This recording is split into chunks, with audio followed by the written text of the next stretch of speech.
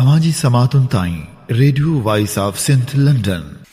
Radio voice of Sindh London जे मेज़बान सारंग जो पारां सभिनी दोस्तनि खे भलीकार। अॼु सिंध सुजागी फोरम पारां सिंध राणी हाउस अख्तर कॉलोनी में ही 15 वार स्टडी सर्किल सिंध जे रहबर साईं जी एम से जे हिकु अहम किताब जीअं ॾिठो आहे मूं ते ही रखियो वियो आहे। हीअ किताब हिकिड़ो बुनियादी किताब आहे ऐं हिन किताब जी अहमियत जो अंदाज़ो तव्हां इन मां लॻाए सघो था त मिस्र जी काहिरा यूनिवर्सिटी में हीअ किताब एज़ अ कंपलसरी तौर ते रिलीजन तौर ते पढ़ायो वञे थो। रिलीजियस जेकी स्टडीज़ थींदी आहे न उन हिसाब सां ई पढ़ायो थो वञे। अॼु असां हिन जे जेको पहिरियों बाब आहे चैप्टर पेश लफ़्ज़ ऐं पहिरें चैप्टर ते पाण पढ़ंदासीं।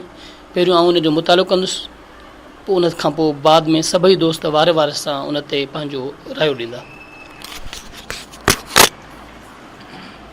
पेश लफ़्ज़। आउं बुनियादी तरह जज़्बाती हुअण करे घणे क़दुरु मज़हब जे असर हेठि रहियो आहियां।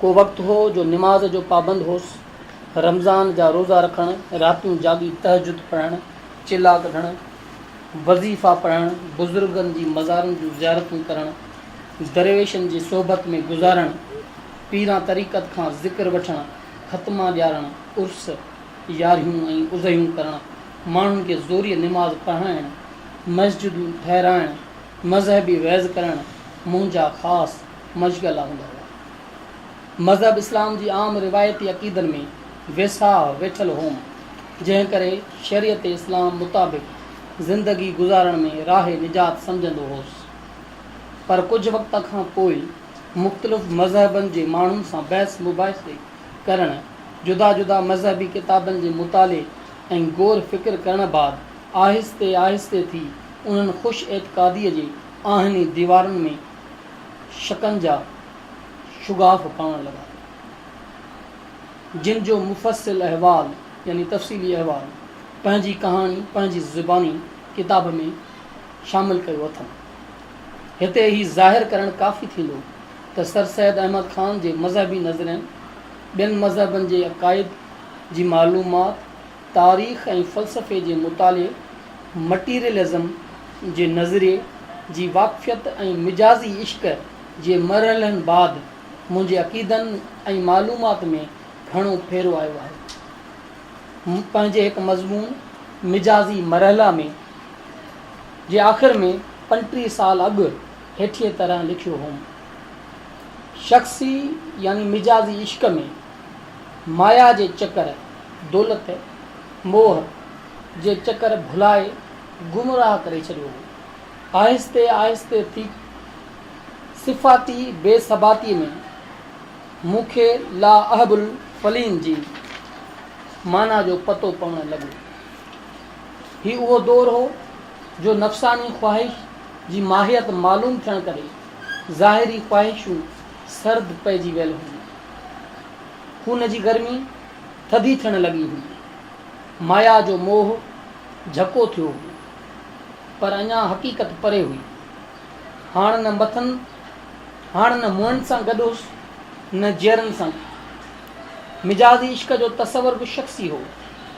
उन जे असर मां ॿाहिरि निकिरण बाद सजदे गाह बि ॿियो ॻोल्हणो हो। अॻे हक़ीक़त मिजाज़ में नज़र ईंदी हुई, हाणे शख़्सी। मिजाज़ी मोह लहण ऐं हक़ीक़त तरफ़ अखियूं न खुलण सबबि गुमराहीअ में गुज़ारणु लॻुसि। विराग वेढ़े वियुमि, हक़ीक़त सां रोशनासी कान थी हुई। कुझु वक़्त खां पोइ वरी मिजाज़ी माशूक़ ॿी सूरत में अची मुंहुं ॾेखारियो।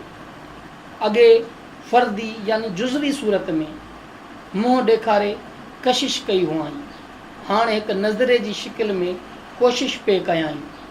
अॻे मारूई खेत जे दर्द फ़िराक में मुब्तला हुई, हाणे खेत जे एवज़ मारुनि जी यादि अचणु लॻी हुअसि। मारूई जा मारू थर जा ॼावल संदसि हम क़ौम हुआ। मुंहिंजा मारू सिंध देस जा रहाकू सिंधी हुआ। इहा मिजाज़ी मरहले जी इर्तिक़ा हुई। मिजाज़ साॻियो हो, पर उन जो तसवुर ऐं कशिश जुदा नमूने जा हुआ। मोहबत जो जोश ऐं उकीर साॻिया हुआ। नशा ऐं कुमार साॻिया हुआ, पर साकी बदिल हुआ। मतिलबु इश्क़ जे अंदरि 2 मरहला हूंदा आहिनि, हिकिड़ो मिजाज़ी ॿियो हक़ीक़ी। मिजाज़ी इश्क जा वरी 4 मरहला थींदा आहिनि। मिजाज़ी इश्क आम तौर ते फ़र्दी इश्क हूंदो आहे। कंहिं औरत सां मर्द जो जेको इश्क आहे, मोहबत आहे, लगाव आहे, उहो मिजाज़ी इश्क जो पहिरियों मरहलो आहे। उन इश्क जे मरहल मां जेको तजुर्बो माण्हू हासिलु कंदो आहे त पोइ मिजाज़ी इश्क जे ॿिए मरहले ते पहुचंदो आहे। मिजाज़ी इश्क जो ॿियो मरहलो तव्हांजो ख़ानदान, घर भाती, दोस्त, मिट माइट। मिजाज़ी इश्क जो टियों मरहलो तव्हांजो समाज ताईं फैलिजी थो वञे। ऐं मिजाज़ी इश्क जो आख़िरी जेको मरहलो आहे उहो तव्हांजी क़ौम ऐं इंसानियत ताईं वधी वञे थो। अहिड़ी रीति हक़ीक़त जेकी आहे उन में ख़ुदाई मोहबत जी ॻाल्हि के कनि था, के इंसानी आफ़ाक़ियत जी ॻाल्हि कनि था, इंसानी मोहबत ऐं भलाई जी ॻाल्हि कनि था, उन में अची थी वञे त साईं पंहिंजा ई समूरा तजुर्बा असांखे ॿुधाए थो। उनखां पोइ मुंहिंजे ख़्यालनि में जा तब्दीली आई, उन जो इज़हार बज़्म सूफ़िया सिंध जे मुख़्तलिफ़ ख़ुतबनि में हेठीअ तरह कयूं अथमि। डठड़ी कॉन्फ्रेंस जे मौक़े ते चयमि, यानी जॾहिं सिंध अंदरि साईं जीएम सैद ऐं समूरनि सियासी कारकुननि ऐं अॻुवाणनि ते सियासत करण ते पाबंदी हुई ऐं हू नज़रबंद हुआ, त उन वक़्तु साईं जीएम सैद बज़्म सूफ़िया सिंध हिकिड़ो कल्चरल सकाफ़ती प्लेटफॉर्म जोड़ियो ऐं उन जे बुनियाद ते मुख़्तलिफ़ जेके सिंध अंदरि दरगाहूं उन्हनि ते अदबी ऐं सकाफ़ती कॉन्फ्रेंसुनि जो बुनियादु विधो ऐं उते जेके हू तक़रीरूं कंदो हो उन्हनि खे ख़ुतबे जो नालो ॾिनो थी ऐं उहे ॾाढियूं जामे हूंदियूं हुयूं। उन्हनि मां इक़्तिबास या टुकड़ो हिते पेश कयो थी। सरज़मीन सिंध खे इतिहाद इंसानी, इंसान ज़ात जे इतिहाद, अमुन ऐं आलम, सॼे पूरे आलम में अमुन ऐं भाईचारो क़ाइमु करणु ऐं माण्हुनि जी मादियाती ऐं रूहानी तरक़ीअ लाइ माण्हूअ जी फिज़िकल, मादी ऐं रूहानी, माण्हूअ जी रूहानी खे असां अंदरूनी चऊं, ख़ुशी चऊं, या उन मां असां इर्तिका चऊं, शऊर जी वठी सघूं था। हिकु ख़ासि पैगाम आहे सिंध वटि। उन पैगाम जी असांजी वलियुनि ऐं दरवेशनि हतल इम्कान तशरीह करे माण्हुनि जी तालीम ऐं तरबियत लाइ पए कोशिशि कई आहे। वधीक चयो होम त ईअं त हर मुल्क ऐं हर क़ौम खे पंहिंजो पैगाम थिए थो, लेकिन सिंध खे जाग्राफियाई ऐं तारीख़ी तरह मुख़्तलिफ़ कल्चरनि ऐं मज़हबी अक़ीदनि जे मेलाप करे ख़ासि ख़ुसूसियतूं हुयूं। उन्हनि ख़ुसूसियतुनि जी तशरीह में सन कॉन्फ्रेंस जे मौक़े ते ऑल इंडिया मुस्लिम लीग जे सालियाने इजलास मुनक़िदा कराची सन 1943 में पढ़ियल पंहिंजी इस्तक़बालिया कमेटीअ जे ख़ुतबे जा हेठियां इक़्तिबास यानी टुकड़ा पेश करे उन ते रोशनी विधी हुयमि। दोस्तो, फितरत हिन ज़मीन जो माज़ी निहायत शानदार कयो हो ऐं मूंखे उमेदु आहे त उन जो मुस्तक़बिल बि अहिड़ो रोशन थींदो। केतिरनि ॻाल्हियुनि करे हिन ज़मीन जी तारीख़ निहायत बेनज़ीर रही आहे। इहा क़दीम तहज़ीब जो आशियानो हुई जंहिंजी साबती मोहन जे दड़े जे आसार क़दीमा मां मिली सघे थी। हीअ ई ज़मीन आहे जिते दुनिया जा कई नसल गॾिजी मिली जुली विया। दरावड़, आर्या, सामी ऐं मंगोल नसलनि जा निशान हिते आसानीअ सां ॻोल्हे सघिबा। न सिर्फ़ु नसलुनि जो मेल जोल हिन ज़मीन में थियो, लेकिन मुख़्तलिफ़ मज़हबनि ऐं फ़लसफ़नि जो हिक ॿिए ते असर ऐं मेलाप पिणु जहिड़ो हिते थियो अहिड़ो ॿिए जाइ ते छिटरो थियो हूंदो। ॿुध धर्म जैतूनिक विच हिंदुस्तान में पैदा थियो, लेकिन उहो हिन ज़मीन ते वधियो ऐं बीठियो। इस्लाम जॾहिं हिन ज़मीन ते पेर पातो त ॿुध धर्म अञा मुरविज हो, लागू हो ऐं हिते जे रहाकुन महात्मा गौतम जो नफ़ीअ वारो सबक़ अञा न विसारियो हो। इस्लाम सिर्फ़ु अॻीअ तालीम असबात जो इज़ाफ़ो कयो हो। वेदांत ऐं वैधानियत जा फ़लसफ़ा ऐं मता हिते ई हिक ॿिए ते असरअंदाज़ थिया।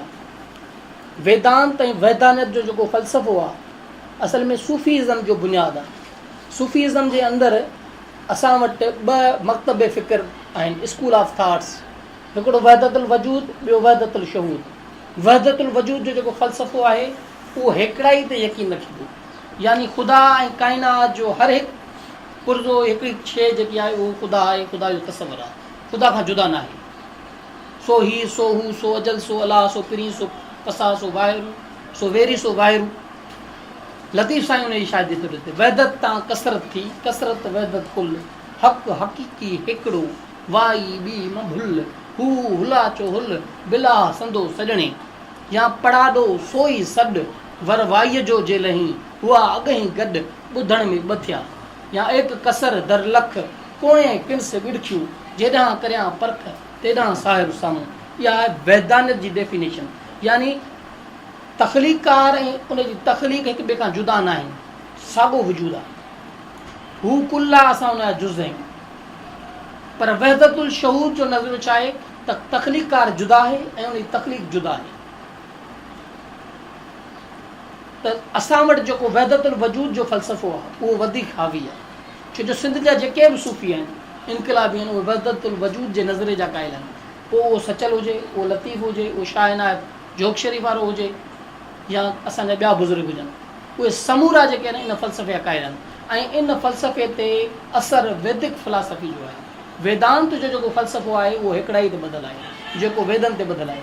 दुनिया जा क़दीम तरीन किताब वेद, 4 वेद आहिनि, ऋग्वेद, अथर्ववेद, यजुर्वेद ऐं सामवेद, सिंधूअ जे किनारे ते लिखिया विया आहिनि। उहा जेकी फ़िलासफ़ी आहे उहा असां वटि मिले थी। अचूं था अॻिते। मुस्लिम सूफ़ियुनि हिन मुल्क में शाह अब्दुल लतीफ़ जी सरगर्दीअ में अॻुवाणीअ में मज़हबनि जे बुनियादी वहदत जो प्रचार करे मुख़्तलिफ़ मज़हबनि जे पोइलॻनि में मोहबत ऐं रवादारी पैदा कई। न त आम तौर ते मज़हब हिक ॿिए सां नफ़रत जो पैगाम ॾींदा आहिनि, जेको अॼु ॾींहं ताईं लागू आहे। पर सिर्फ़ु असां वटि वहदतुल वजूद फ़लसफ़े सां लॻियल सूफ़ी बुज़ुर्ग जेके आहिनि उन्हनि जे पैगाम में इंसानियत ऐं भाईचारे हो। उन्हनि में को बि ज़ात पात ऊच नीच रंग नस्ल जो फ़र्क़ु न हो। उन्हनि वटि हिंदू भील बागड़ी मुस्लिम सैद जेको बि हुजे उहो सभु हिकु आहे। उनजी परख उनजे किरदार ऐं अमल सां कई वेंदी आहे, उनजी ज़ात सां या उनजे उहिदे सां न कई वेंदी आहे। जंहिंजो अमली सबूत हिते जे हिंदू मुस्लिम रहाकुनि जे बाहिमी ख़ुशगवार तालुकात मां मिली सघे थो। हिंदुस्तान जे ॿियनि हिसनि वांगुरु छूत छात जो मर्ज़ सिंध में ॻोल्हियो बि न लभंदो। हाणे थिए पियो, छो जो मज़हबी मुला इन धंधे ते लॻी विया आहिनि।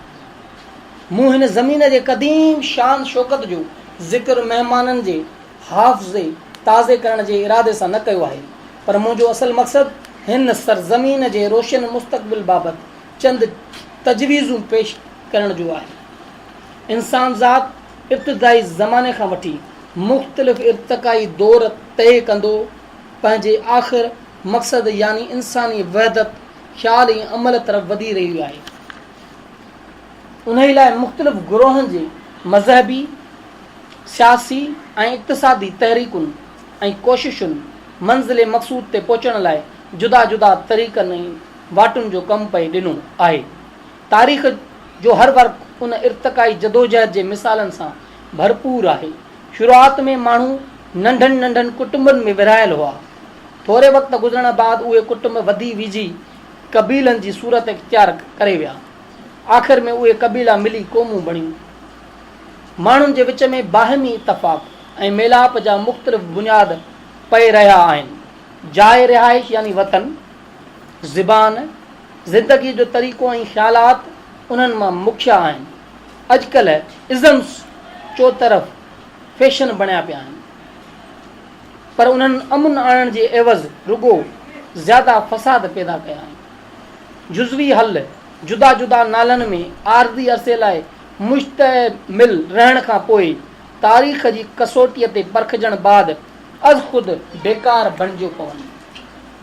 जेसिताईं मुख़्तलिफ़ सियासी, इक़्तिसादी ऐं मज़हबी नज़रनि जे इख़्तिलाफ़ मिटाइण लाइ हल ॻोल्हे न कढियो वियो आहे, दुनिया में दाइमी इतिहाद ऐं अमुन क़ाइमु थियणु मुश्किल पियो नज़र अचे। उन ई हल ॻोल्हे लहण लाइ ख़ासि माहौल ऐं तारीख़ी रिवायतुनि हेठि ज़हनी तरबियत जी हासिलात हिकु लाज़मी शर्त आहे। उन ई मिशन जी सर अंजामीअ लाइ सरज़मीन सिंध जा रहाकू ज़्यादा मौज़ून आहिनि। क़दीम तारीख़ जा दफ़्तर उन जा गवाह आहिनि त कीअं न हिते मुख़्तलिफ़ नस्ल, तहज़ीबूं, मज़हबी फ़लसफ़ा ऐं सियासी तरीक़ा मिली जुली यकरंगी इख़्तियार करे सघिया आहिनि। दुनिया जी नई तामीर लाइ जंहिंमें मशरिक़ ऐं मग़रिब जा वेछा मेटिजी हिकु वहदत में गॾिजणा आहिनि, सरज़मीन सिंध खे ख़ासि पैगाम पेश करिणो आहे। मूंखे हिन अंधोकार जे ज़माने में के रोशनीअ जा तिरवरा नज़र अची रहिया आहिनि। हिन जिस्मानी विलोड़ बाद मखण हितां ई निकिरणो आहे। हीउ ख़्याल हिन किताब खां 24 साल अॻु ज़ाहिर कया हुआ। सिंध जे ख़ासि पैगाम में तरह कर मुंहिंजो वेसाह पई रहियो आहे। इहो पैगाम कहिड़ो आहे जंहिंजी तालीम ऐं तरबियत असांजे दरवेशनि ॾिनी आहे। उमिरि जो समूरो वक़्तु उन ई खोजना में गुज़ारियो अथमि। गौर फ़िक्र ऐं तजुर्बे बाद जिन नतीजनि ते पहुतो आहियां तिन खे हिन किताब में कलम बंदि करियां थो। उहे मुंहिंजा शख़्सी रहिया, इहे मुंहिंजा शख़्सी रहिया आहिनि जिन खे हक़ जी ॻोल्हा में हिकु फ़र्द जे तजुर्बनि सां मुशाहिबत ॾेई सघिजे थो। उन लाइ आउं सदाकत जी हिकु हटी जी दावा नथो करियां। इंसान ख़ता जो घरु आहे। मुमकिन आहे केतिरा माण्हू इन्हनि रायनि खे सही न सम्झी मूंसां इतफ़ाक़ न कनि, तंहिं हूंदे बि उन्हनि जे ज़ाहिर करण खे एब नथो सम्झां। हक़ जो बहर कसीर तादाद क़तरनि जो मजमू आहे। हक़ जो जेको समुंड आहे उहो केतिरनि ई किरोड़ तादाद जे पाणी जे ज़रड़नि सां मिलाप आहे। दुनिया जो गोकलमूनी बाग मुख़्तलिफ़ गुलनि जी रंगारंगी रौनक रखे थो। हीअ बि हिकु राय आहे। मूंखे मालूम आहे त कसरत तादाद माण्हुनि जो मज़हबी शरीयतुनि जे अक़ीदे में फाथल हुअण करे शायदि मुंहिंजे रायनि खे नापसंदीदगीअ जी निगाह सां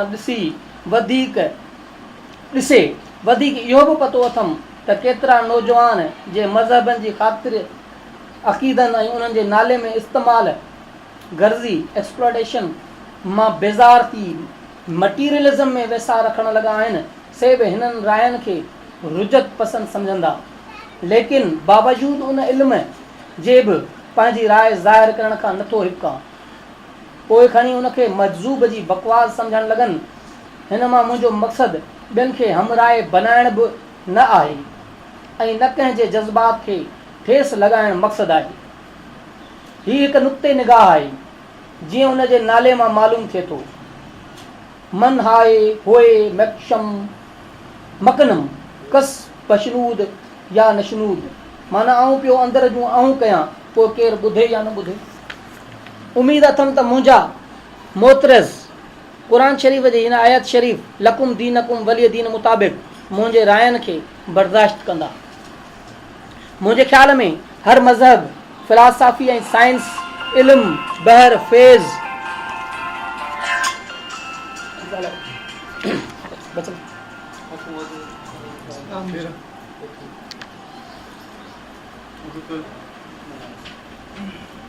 मुंहिंजे ख़्याल में हर मज़हब, फ़िलासफ़ी ऐं साइंसी इल्म, बहर, फेज़ इलाही यानी इल्म कुल जा जुज़ा आहिनि। उन बेअंत बहर मां मासो माल बि पुॼारियुनि खे पुर करण जी ताक़त रखे थो, लेकिन पंहिंजे पर में पुर थियण बाद बि कंहिंखे सदागत जी हिकु हठी जी दावा करण जो हक़ न आहे। इहो बहर अमीक कंहिंजे विरसे में अचण खां बरतर ऐं बाला आहे। ख्वाजा हाफ़िज़ उन हालत खे रसी बेइख्तियार चयो ॾे त दर हर तरफ़ के रफ्ता जुज़ हैरतुम नेफ़ज़ूद फरियाद ज़ेने बयाबां वज़े राय बेनिहायत।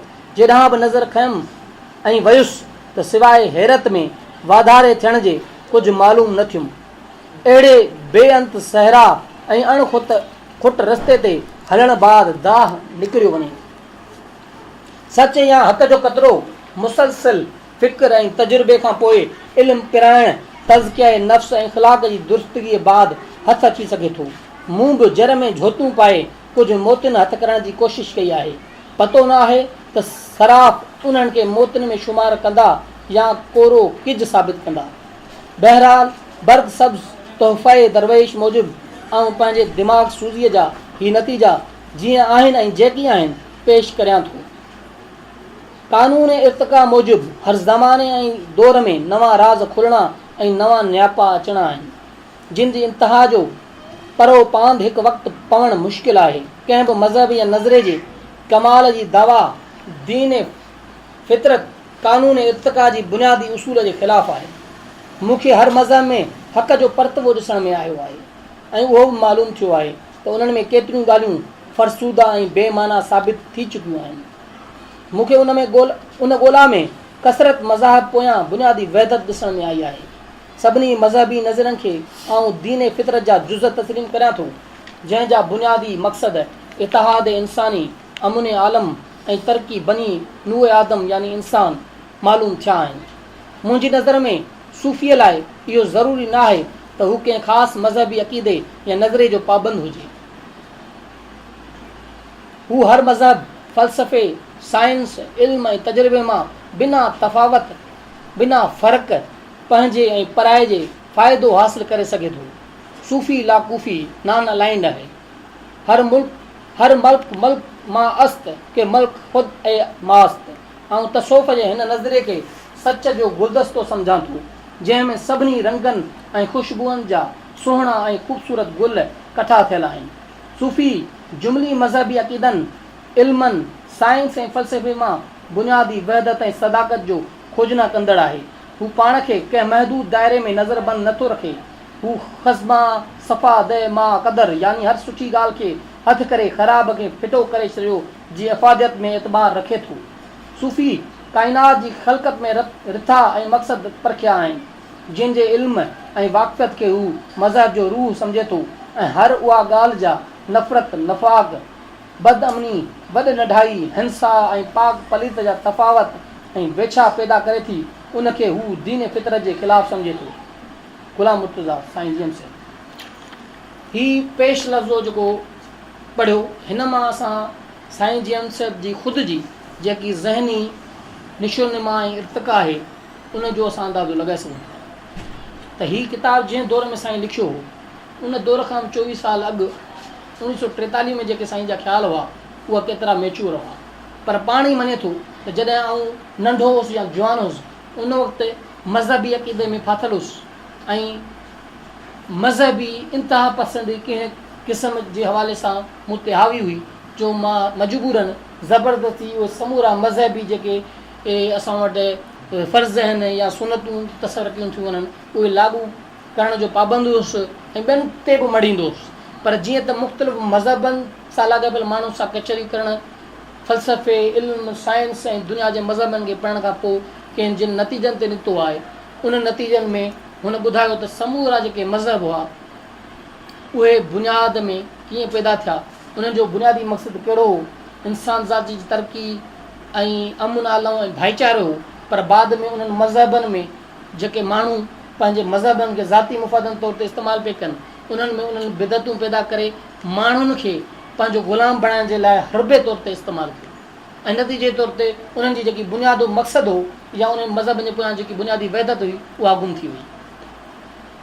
हाणे अॼोको जेको पंहिंजो स्टडी सर्कल आहे उहो पहिरें चैप्टर ते आहे ऐं उहो हाणे चैप्टर पाण पढ़ंदासीं उन ते मुकमिल तौर ते सभई दोस्त पंहिंजी राय ॾींदासीं ऐं डिस्कस कंदासीं।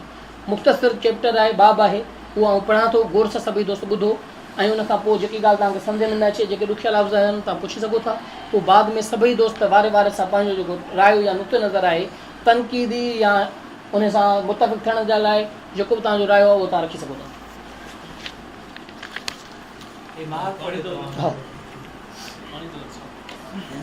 बाब पहिरियों मज़हब जी तारीख़। तारीख़ जे मुख़्तलिफ़ इल्मनि जे वसीले हिन वक़्त ताईं घणी मालूमात हासिल थी वई आहे ऐं ईंदड़ वक़्त में पिणु उन जी मालूम थियण जो इम्कान आहे। साॻी तरह मज़हब जी तारीख़ ते बि काफ़ी खोजना थी आहे। तारीख़ खे जिन इल्मनि माला माल बणायो आहे तिन मां के हेठियां आहिनि जियालॉजी जंहिंखे ज़मीन जो इल्मु या भू विज्ञान चयो वेंदो आहे। इल्मु अर्ज़ात बि चयो वेंदो आहे जेको ज़मीन जे तबक़नि या तहनि जी मालूमात ॾींदो आहे असांखे। नंबर ॿियो जाग्राफ़ी यानी असांजी जेका हदूं आहिनि सरहदूं आहिनि असांजी जेके मुख़्तलिफ़ खिता आहिनि, को वारियासू आहे, को सामुंडी आहे, को जाबुलू आहे, उनजी जेकी जाग्राफ़ी आहे उहो जाग्राफ़ी जे इल्म जे ज़रिए असांखे मालूम थी सघे थी। टियों इल्मु आहे एंथ्रोपोलॉजी, इंसानी इल्मु, इंसान जे बाबति मालूमात, इंसान जे जिस्म इर्तिक़ा उन जे बारे में मालूमात। चोथों आहे एंथोलॉजी, माण्हुनि जे मुख़्तलिफ़ नस्लनि जे बाबति इल्मु।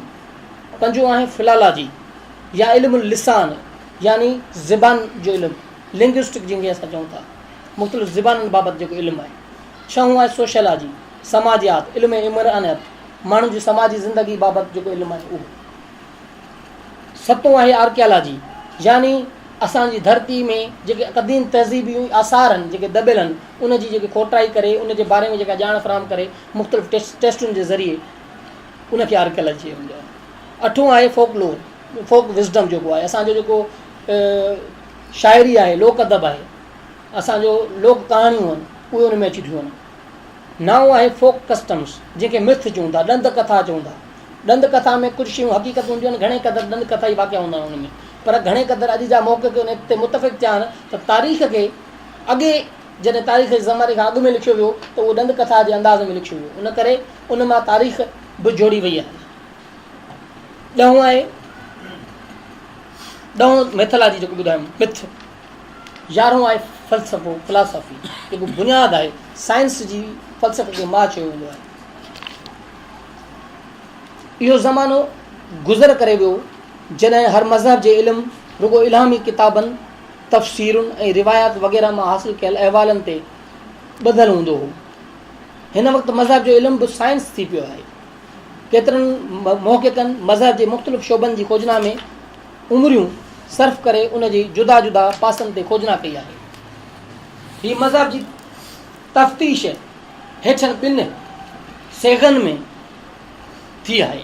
नंबर पहिरियों मख़सूस मज़हबनि जे ख़ासि शोबनि जी खोजना। नंबर 2 जुमली मज़हबनि, समूरनि मज़हबनि जी तारीख़, उन्हनि जी पैदाइश जे कारणनि सबबनि ऐं तरक़ीबी जुज़नि ऐं मक़सदनि जी खोजना। पहिरें सेगे जी तफ़्तीश कंदड़नि में मुफ़सिर, मुहद्दिस, फ़िक़्ह, मुक़लिद, गैर मुक़लिद, सनातनी, आर्या वग़ैरह आलिम, आचार्य, पुष्प वक़्त शामिल हुआ। ऐं ॿिए सेगे जी तफ़्तीश कंदड़नि में वहदतुल वजूदी, वेदांती, सूफ़ी, फ़लसफ़े इंसानियत जा क़ाइल, तारीख़ ऐं साइंस जा ॼाणू, तरीक़त जा साहिब, सन्यासी ऐं जोगी अची थी विया। आलमनि जे हिननि ॿिन्ही गुरोहनि जी इल्मी तहक़ीक़ ऐं हासिलात खे जेकॾहिं होशमंद निगाह सां ॾिसबो त उन्हनि जो पहिरियों गिरोह बावजूदु पंहिंजे पंहिंजे मख़सूस शोबे या शोबनि में महारत हासिल करण जे हमेशह चाकीअ जे उठ वांगुरु महदूद दायरे या दायरनि जे घाणे में चौधारी फिरंदे ॾिसण में ईंदो। खूह जे ॾेॾर वांगुरु, जीअं सवेर मूं ॻाल्हि कई त ॾेॾर जे लाइ उहो खूह मुकमिल काइनात आहे, हू उन खूह खां ॿाहिरी काइनात खां वाक़ुफ़ु आहे, उन करे हू उन खूह जी अंदरि जेकी मालूमात आहे उन जे बाबति बि ॿुधाए सघे थो, ॿाहिरि जी उनखे ख़बर ई कान्हे का। अहिड़ी रीति जेके असां वटि मौलवी आहिनि, पंडित आहिनि या पादरी आहिनि या उन मकतब फ़िक्र सां लाॻापियल माण्हू आहिनि, उहे मख़सूस शोबनि कैटेगरीज़ ताईं ॼाण रखनि था। अवा फ़िक़्ह सुनी जो ॼाणू, शिया जो ॼाणू, वहाबी जो ॼाणू या आरियुनि ते ॼाण रखंदड़ या ॿियनि शयुनि ते ॼाण रखंदड़ उहो माण्हू हिकिड़ो महदूद दायरे ताईं महदूद आहे। पर जेको साइंस सां लाॻापियल माण्हू आहे, जेको फ़लसफ़े जो ॼाणू आहे, जेको तारीख़ जो ॼाणू आहे, उहो माण्हू जेको आहे उन जो इल्मु जेको आहे उहो लामहदूद आहे, उहो खूह ते महदूद न आहे, उहो पूरी काइनात ताईं वसी आहे, हू काइनात जे बारे में ॿुधाए।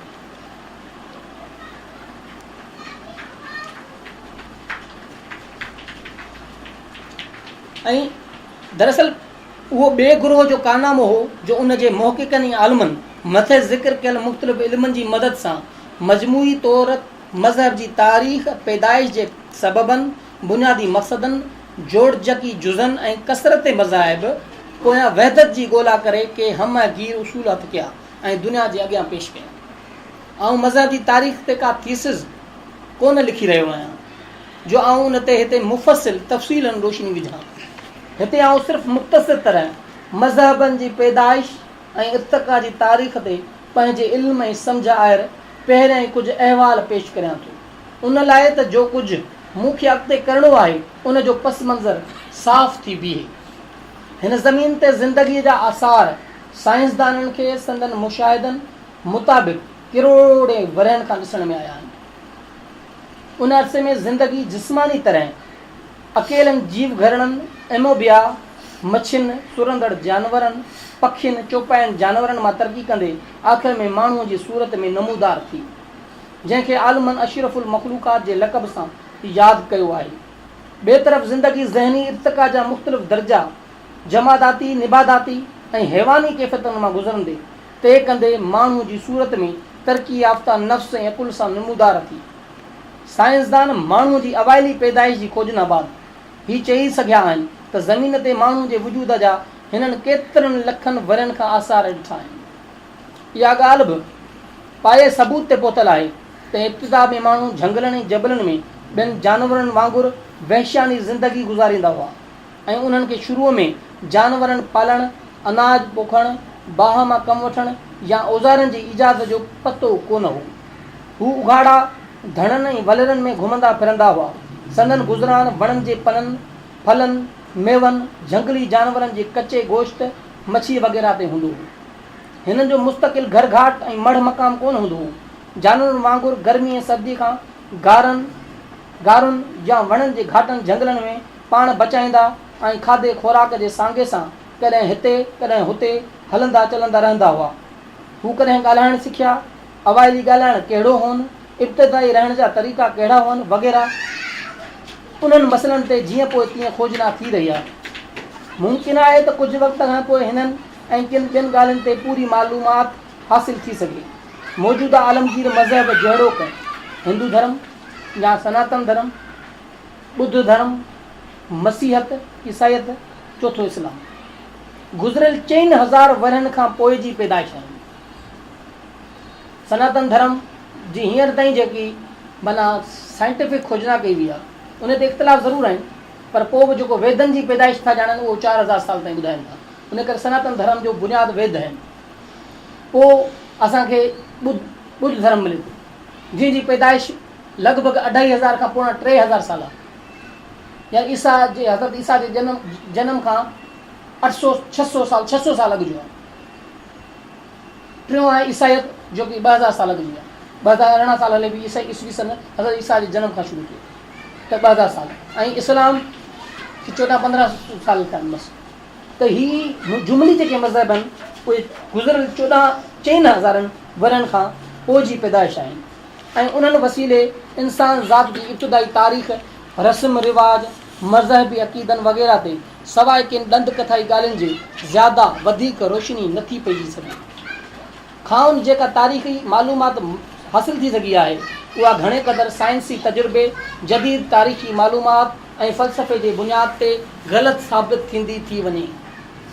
तारीख़ मां मालूम थिए थो त लखा वरिया अॻे माण्हुनि खे ज़िंदगी में केतिरनि ई मुश्किलातुनि ऐं तकलीफ़ुनि जो मुक़ाबिलो करणो पवंदो हो, जिन मां मुखिया मुश्किलातूं हेठिन क़िस्मनि जूं हुयूं। हिकु समावी आफ़तूं, कुदरती आफ़तूं, जिन मां मुखिया सर्दी, सीउ, गर्मी, तूफ़ान, सख़्तु बारिशूं, ॿोॾ, सोकहिड़ो, ॾुकार, धरतियुनि जो धुबण, जबलनि जो फाटण ऐं बाहिनि जो लॻणु वग़ैरह वग़ैरह। नंबर 2, ख़तरनाक जानवरनि ऐं गेबी ताक़तुनि जा ख़ौफ़। हिकु तरफ़ खेनि झंगली ऐं दरियाई जानवरनि जहिड़ो क शींहं, हाथियुनि, गेंडनि, विछनि, नांगनि ऐं वाॻुनि ऐं ॿियनि अज़दहाउनि जो डपु रहंदो हो, त ॿिए तरफ़ खे नामालूम गेबी ताक़तुनि जो ख़ौफ़ सताईंदो हो, जिन खे हू जिन भूत ऐं शैतानी रूह वग़ैरह जे नाले सां सॾणु लॻा। नंबर 3, इत्तफ़ाक़ी हादसा, जिन में विचड़ंदड़ बीमारियूं, ॿियनि ताक़तवर माण्हुनि जा हमला, ॾुकारनि करे गुज़रमाश जी तंगी, इत्तफ़ाक़ी मौत, औरतुनि ऐं खाधे तां हिक ॿिए में झगड़ा फसाद वग़ैरह शामिल आहिनि। अहिड़ियुनि ओचितुनि ऐं वस खां ॿाहिरि मुश्किलातुनि में रहण सबबि मथनि हर वक़्तु गैर सलामतीअ जो ख़ौफ़ ऐं हिरास छायल रहियो ऐं ॿियनि ॻाल्हियुनि सां गॾु हू अनुमान, वसवसनि ऐं वहमनि जी शिकंजनि में पिणु अड़िजी विया। बहरहाल संदन तवजह नेठि उन्हनि ॻाल्हियुनि जे सबबनि ऐं बचाव तरफ़ छिकियो, जंहिं करे उन मामले में हिननि ॿिनि तरीक़नि सां सोचणु ऐं अमल करणु शुरू कयो। उहा 2 तरीक़ा कहिड़ा हुआ जिन ज़रिए उन्हनि सोचणु ऐं अमल करणु शुरू कयो। नंबर 1, जिस्मानी बचाव ऐं हिफ़ाज़त जो तरीक़ो। नंबर 2, नफ़्सियाती ऐं ज़हनी बचाव जो तरीक़ो। पहिरें तरीक़े ते लखनि वरहनि जे तजुर्बे बाद हिननि ॻाल्हियुनि जी इल्म ऐं ईजाद मां फ़ाइदो वरितो। पहिरियों त हिननि खीर ॾींदड़ चौपाइनि जानवरनि खे खीर ऐं गोश्त लाइ पालणु शुरू कयो, जंहिं करे हर रोज़ जी गुज़र माश लाइ शिकार वास्ते वञण जी तकलीफ़ घटि थियनि। ॿियों त हिननि किन ॿूटनि जो अनाज गॾु करे रखण जी आदत सिखी, जंहिं करे किन मौसमुनि में वणनि जे पननि फलनि ऐं मेवे मुयसरु थी न सघण जी हालति में ही उनखे खाधे लाइ ज़रूरत वक़्तु कमु आणणु लॻा। टियों त हू काठ ऐं पथर मां के औज़ार ऐं बचाव लाइ हथियार ठाहिणु सिखिया, जिन खे जानवरनि ऐं मच्छियुनि जे शिकार ऐं दरिंदनि खां बचाव लाइ कुतुब आणणु लॻा। चौथों त हू बाहि खे कुतुब आणणु सिखिया। बाहि जे पैदा करण जो इल्मु त शायदि घणो पोइ हासिलु थियो हुजे, लेकिन ॿेलनि में वणनि जे घसिजण करे पैदा थियल ऐं पहाड़ुनि जे फाटण वग़ैरह मां कुदरती तरह पैदा थियल बाहि खे महफ़ूज़ करण करे हू उनखे गोश्त ऐं अनाज सेके रखण लाइ, रोशनीअ लाइ ऐं सर्दी खां बचण लाइ कतब आणणु लॻा। हिन क़िस्म जी नई मालूमात संदन जिस्मानी तकलीफ़ खे घटि करण में खेनि घणे क़दुरु मदद कई। उन्हनि ॻाल्हियुनि जी वाक़फ़ियत इंसानी मुआशिरे में इनक़लाबी पेशक़दमी जी शुरूआत कई। ही ॻाल्हियूं संदन आईंदा ईजादुनि जो पेशखीमो ऐं बुनियाद बणियूं। ॿिए तरफ़ नफ़्सियाती ऐं ज़हनी बचाव जे तरीक़े ते लखनि वरहनि जे तजुर्बे, मालूमात ऐं गौर फ़िक्र बाद के वेसाह ऐं वहम हिननि खे मुस्तक़िल तौरु दिमाग़ में वेही विया, जिन मां मुख्या हेठियां हुआ। वहम ऐं वेसाह दुनिया जे हर हिकु साह वारे या मादी शइ में रूह, आत्मा या जोहरी नफ़्स हो, जो ज़िंदगीअ वारनि शयुनि जे मोए खां पोइ बि जुदा वजूद रखंदो आयो ऐं अहिड़ी तरह वणनि, जबलनि, अंसरी ऐं फल्कियाती जिस्मनि खे बि ज़ाहिरी तौरु ॾिसण में कोन थे आया, लेकिन किन आसारनि जे बुनियाद ते जिन खे हू कंहिं ॿिए तरीक़े सां सम्झी या सम्झाए न थे सघिया, उन्हनि रूहनि खे वजूद जो खेनि यकीन वेही रहियो। मसावी आफ़तुनि, इतफ़ाक़ी हादसनि ऐं हर नुक़सान लाइ उन्हनि रूहनि जी कावड़ या नाराज़गीअ खे जवाबदार ठहिरायो थिए वियो। उन करे सिज, चंड, तारनि, हवाउनि, बारिशुनि, बाहि, ज़मीन, जबलनि, दरियाउनि, समुंडनि, वणनि, ख़ौफ़नाक जानवरनि ऐं माण्हुनि जे रूहनि मुतलिक़ के उमीदूं ऐं के ख़ौफ़ संदनि दिलनि ते वेही विया। उन खां सवाइ ॿियनि बि किन ग़ैबी हस्तियुनि जहिड़ो कि शैताननि, जिननि, भूतनि, परिनि वग़ैरह जे जुदा वजूद में अहिड़े ई क़िस्म जा वेसाह वेही वियनि, जिन खे तूफ़ाननि, बारिशुनि, बाहियुनि, ॾुकारनि, धरतीअ जे ज़िलज़िलनि ऐं बीमारियुनि ऐं ॿियनि नुक़सानकार ॻाल्हियुनि लाइ कारण थे ॼाताऊं।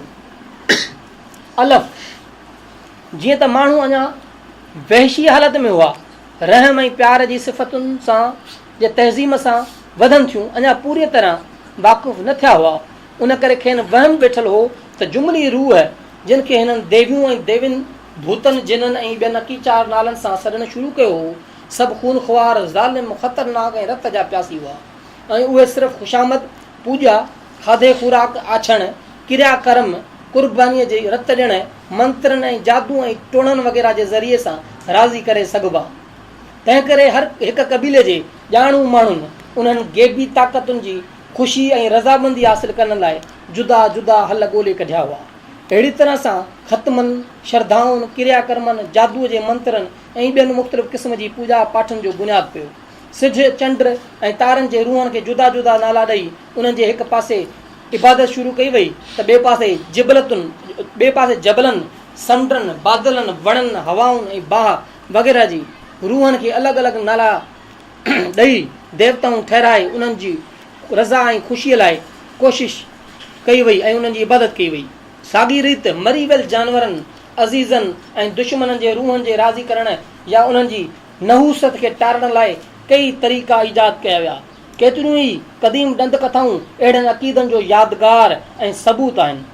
न रुॻो एतिरो, पर माण्हुनि जे जुदा जुदा नफ़्सानी ख़्वाहिशुनि जा निशान मुक़ररु करे उन्हनि जी पूॼा शुरू कई वई, जहिड़ो का ज़नाना ऐं मर्दाना तनासुली उज़वा लिंगम जीअं शिवलिंगम या हिजर अस्वद, जिनसी ख़्वाहिश जी देवता कामदेव, हुस्न जी देवता, मौत ऐं फना कंदड़ ताक़त जी देवता वग़ैरह जी पूॼा शुरू थी वई। सभागे ऐं निभागे जो वहम,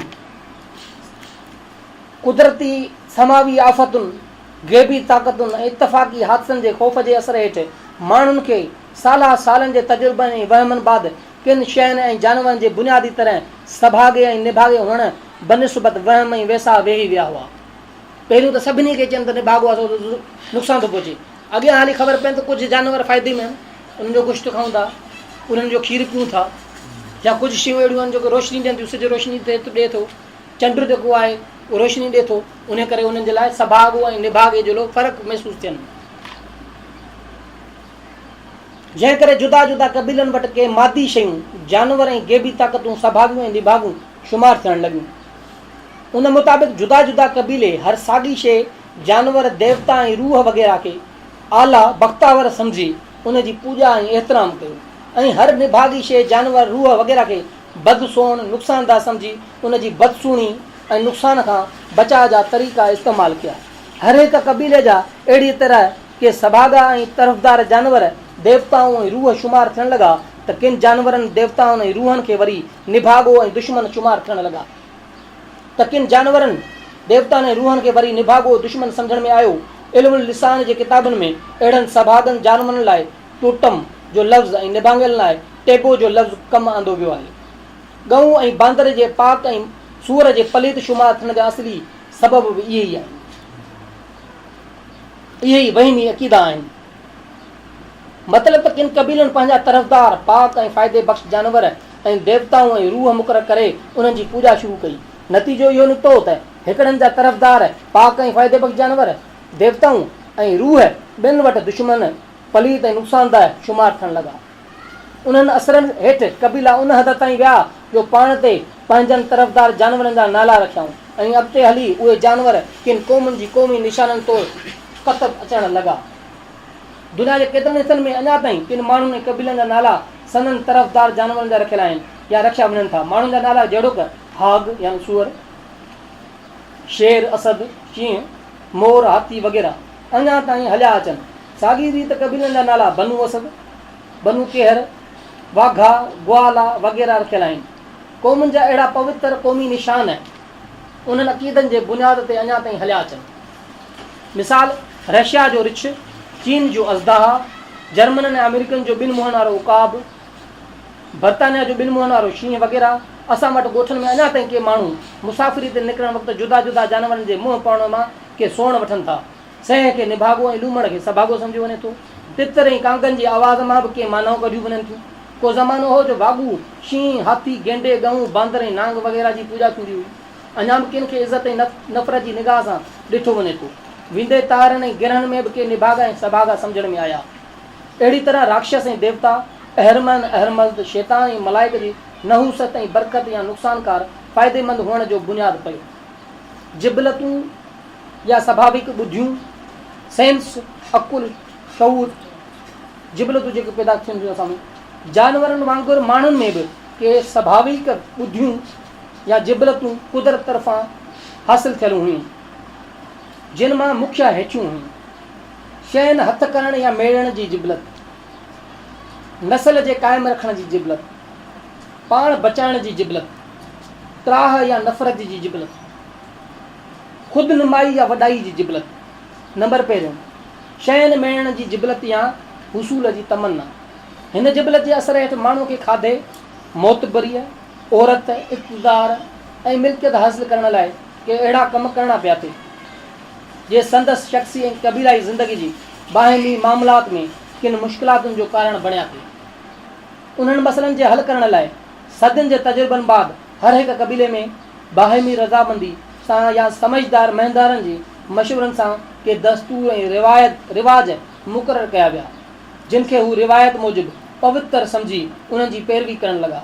अहिड़ी तरह सां थींदे थींदे समाजी कानूननि जी तामीर थी। नंबर 2, नसल क़ाइमु थियणु रखण जी जिबलत या जिनसियत जी तमन्ना। हिन जिबलत जे असर हेठि माण्हू इब्तिदा में जानवरनि वांगुरु बिना कंहिं तमीज़ ऐं रुकावट जे सद पूरी करण जी तरफ़ माइल हुआ, पर लखनि वरनि जे तजुर्बे बाद हिननि मुआशिरे जे पाक रखण बाहिमी झगड़नि खां बचणु, जुदा वड़नि ऐं नसलनि जे बरक़रार रखणु ऐं किन वहमी अकुली ऐं तसुबी जज़्बनि हेठि के दस्तूर ऐं कानून क़ाइमु कया, जिन अॻिते हली क़बीलनि, क़ौमुनि ऐं मज़हबनि जी इख़लाक़ी ऐं समाजी कानूननि जी तामीर लाइ मवाद फ़राहम कयो। इहे दस्तूर जे अॼुकल्ह बिना चूं चरा जे मज़हबनि ऐं क़बीलनि जा कानून सम्झी क़बूल कया वञनि था, तिन जे मुख़्तलिफ़ मुल्कनि, क़बीलनि, नसलनि में कहिड़ी तरह निशोनमा थी, सो आलमनि ऐं मोहक़क़नि जी खोजना जो मरगूब मशग़लो थी वसी मालूमात हासिल करण जो सबबु बणियो आहे। इल्मुल नफ़्स, इमरानियात, जिनसियात, इल्मुल नसल इंसानी उन जिबलत जे कार फ़रमाइनि जी पैदावार आहिनि। पाण बचाइण जी जिबलत इंसान जी पैदाइश खां वठी हिन जी ज़िंदगीअ में केतिरा ई ख़तरा ॻंढियो अचनि। ग़ालिब उन जी पूरी तर्जुमानी कई आहे जॾहिं चयोसि, क़ैद हयात बंदे गम, असल में दोनों एक हैं, मौत से पहले आदमी गम से निजात पाए। इहो जान जे ख़तरे जो ख़ौफ़ हो जंहिं इंसान खे वहम परस बनायो ऐं जिन्हनि भूतनि ऐं देवनि में संदसि वेसा विहारियो ऐं खाउन सिज, चंड, तारनि, जबलनि, समुंडनि, दरियाउनि, बादलनि, फाड़ींदड़ जानवरनि, नांग, वागुनि वग़ैरह जी पूॼा कराई ऐं खेसि ग़ैबी ताक़तुनि जी रज़ामंदी लाइ उन्हनि खे तामनि जी भेटा जा ऐं क़ुर्बानीअ जा जादू ऐं मंत्रनि उचारण जा रस्ता सेखारिया। हिन ई जिबलत बाद में हिन खे मज़हबनि ज़रिए अमुन हासिल करण जा हीला वसीला सेखारिया, लेकिन अञा ताईं खेसि जान ऐं माल जे ख़ौफ़ खां आज़ादी नसीब न थी आहे। रोज़ा रखियईं, निमाज़ूं पढ़ियईं, ख़ैर ख़ैरात कयईं, ज़िक्र फ़िक्र कयईं, पर तस्कीन कलब का मुश्किल हासिल थी सघी अथसि। हिकु क़बीले जी ॿिए सां दुश्मनी, हिकु क़ौम जो ॿी खां ख़ौफ़, शुरू खां वठी दुनिया में नंढे खां नंढनि हथियारनि खां वठी वेंदे वॾनि वॾनि हथियारनि, मसलन एटम बम ऐं हाइड्रोजन बम तयारु करणु ऐं ज़हरी गैसूं ठाहिण जो कारण बणिया आहिनि। अक़वाम मुतहदा ऐं क़ौमुनि जा बाहिमी ताउन जा मुआहिदा उनखे ख़तमु कराए न सघिया। हर दवा खां पोइ मर्ज़ घटिजण बदिरां वधंदो वियो। त्राह या नफ़रत जी जिबलत, इहा इंसानी फितरत आहे त जॾहिं चोतरफ़ हालतूं नासाज़गार ॾिसण में अचनि थियूं ऐं चौधारी ख़ौफ़ ऐं ख़तरनि में पाण खे घेरियल ॾिसे थो ऐं मुसीबतुनि ऐं मुश्किलातुनि जा अंबार अचो मथां कटकनि, त हर अहिड़ी शइ खां हू टहे थो ऐं उनखे धिकार ऐं नफ़रत जी निगाह सां ॾिसे थो, जा हिन लाइ तकलीफ़, इज़ा या नुक़सान जो सबबु बणिजे थी। शख़्सनि जी हिक ॿिए सां नफ़रत ऐं क़बीलनि जी नफ़रत, क़ौमुनि जी नफ़रत, सभु मथे ज़िक्र कयल तकलीफ़ूं, इज़ा ऐं नुक़सान जे इम्काननि मंझां पैदा थियल असरनि जी पैदावार आहिनि। पैगंबरनि, दरवेशनि, संतनि, साधुनि, राहबनि, ज़ाहिदनि उन जे दूर करण लाइ मोहबत, प्रेम, इश्क जा नुस्ख़ा ईजाद करे उन जे घटाइण जी घणी कोशिशि कई आहे, लेकिन उन जो तमामु थोरनि माण्हुनि ते असर ई थियो आहे। इंसानी इताद लाइ हर कोशिशि जहिड़ो क जमायत बंदी, मज़हबनि जो क़याम, नज़रनि जो ईजाद थियणु, सत संगत जूं मजलिसूं, सभु उन ई वेछे जे घटाइण लाइ कोशिशूं हुयूं, पर उन में घटिताई तमामु थोरी ऐं तमामु धरी थींदी ॾिसण में अचे थी। ख़ुदि नुमाई ऐं वॾाई जी जिबलत, चवणी आहे त कुदरत न कंहिंखे हुस्न खां सिकायो आहे न कुल खां। को पाण खे पाउ सड़ण लाइ तयारु न आहे, सभु को पाण खे सेर पियो सम्झे। इहा फितरी ख़्वाहिश आहे। उन माण्हूअ में हठ, तकबुर, ॾाढाई, वॾाई, इक़्तिदार जी ख़्वाहिश पैदा कई आहे, जंहिं करे इंसान ज़ात इताद ऐं अमुन ऐं तरक़ी जी पैदा थियण में रंढकूं पवंदियूं रहियूं आहिनि। उन जे नुक़सानकार नतीजनि खे घटाइण लाइ मज़हबनि खे दख़ल ॾियणो पियो ऐं रहबानियत, फ़क़ीरी, साधूपणो वग़ैरह उन जा इलाज ॾसिया विया। झगड़े ऐं अगराई जी जिबलत, माण्हू गोश्त खोर ऐं सब्ज़ी खोर जानवर आहे।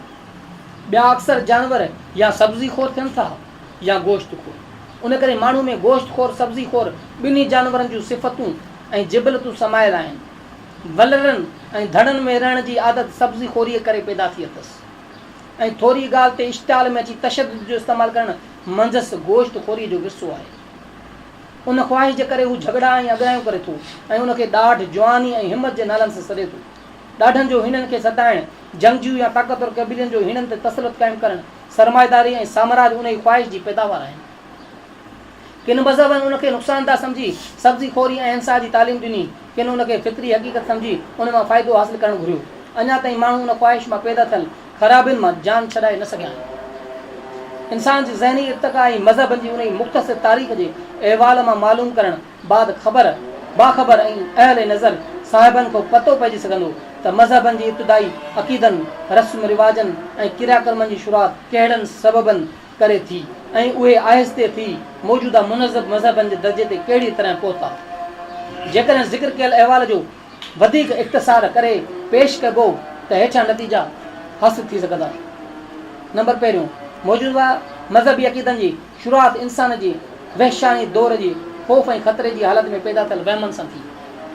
नंबर ॿ, उन्हनि ख़तरनि जे तारण लाइ जे तरीक़ा ईजाद कया विया तिन इब्तिदा में जादू जी शिकिल इख़्तियार कई, जंहिं मुताबिक़ उन्हनि मुहिम गैबी ताक़तुनि जे तस्कीर या ख़ुशी ऐं रज़ामंदी हासिल करण लाइ इलाज सोचिया विया।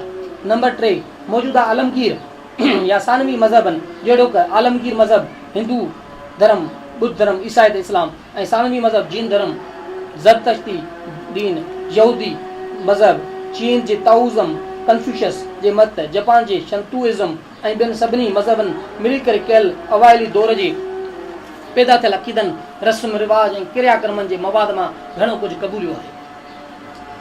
चौथों नंबर, मादी फल्कियाती ऐं साह वारनि शयुनि जे रूहनि जो इतिक़ाद, ताक़तवर गैबी ताक़तुनि जी तस्कीर या ख़ुशी या रज़ामंदीअ लाइ क़ुर्बानी करणु, खेनि खाधे जूं शयूं आछणु, किन लफ़्ज़नि जे उचारण में तासीर हुअण जो वेसाद, धोप साड़णु, धागा ऐं तावीज़ करणु, पाक ऐं पलीत या सभागिन निभागिन ताक़तुनि जा अक़ीदा सभु क़दीम ऐं वहशानी दौर जा विरसा आहिनि। पंजों, जदीद मुनज़्ज़म मज़हब सभु गुज़िरियल 5000 वरनि खां पोइ जी ईजाद आहिनि। नंबर 6, मौजूदा समाजी कानूननि जी खोजना बाद पतो पवंदो त उन्हनि लाइ घणो मवाद बि क़दीम वक़्त जे क़बाइली दस्तूरनि मां मिली सघंदो। नंबर 8, मज़हब कसरत परस्ती ख़ुदाउनि जी कसरत जे अक़ीदे सां शुरू थिया ऐं पोइ त्रिमूर्ति दुई ऐं तौहीद ते अची बीठा। माना पहिरियों 3 ख़ुदा, वधी ख़ुदा, पोइ ॿियाई ते बीठा 2 ख़ुदा, पोइ हिकिड़े ख़ुदा ते अची पहुता। इहो मज़हबनि जी इर्तिक़ा आहे। नंबर 11, दुनिया जी इर्तिक़ाई कानून लॉ ऑफ एवोल्यूशन मूजिबि, जंहिंखे क़ुरान दीन फितरी सॾियो आहे, हीअ सभु मज़हब हिक ॿिए पुठियां या हिक ॿिए सां गॾोगॾु तरक़ी कंदा ऐं बदिलिया पिया आया आहिनि।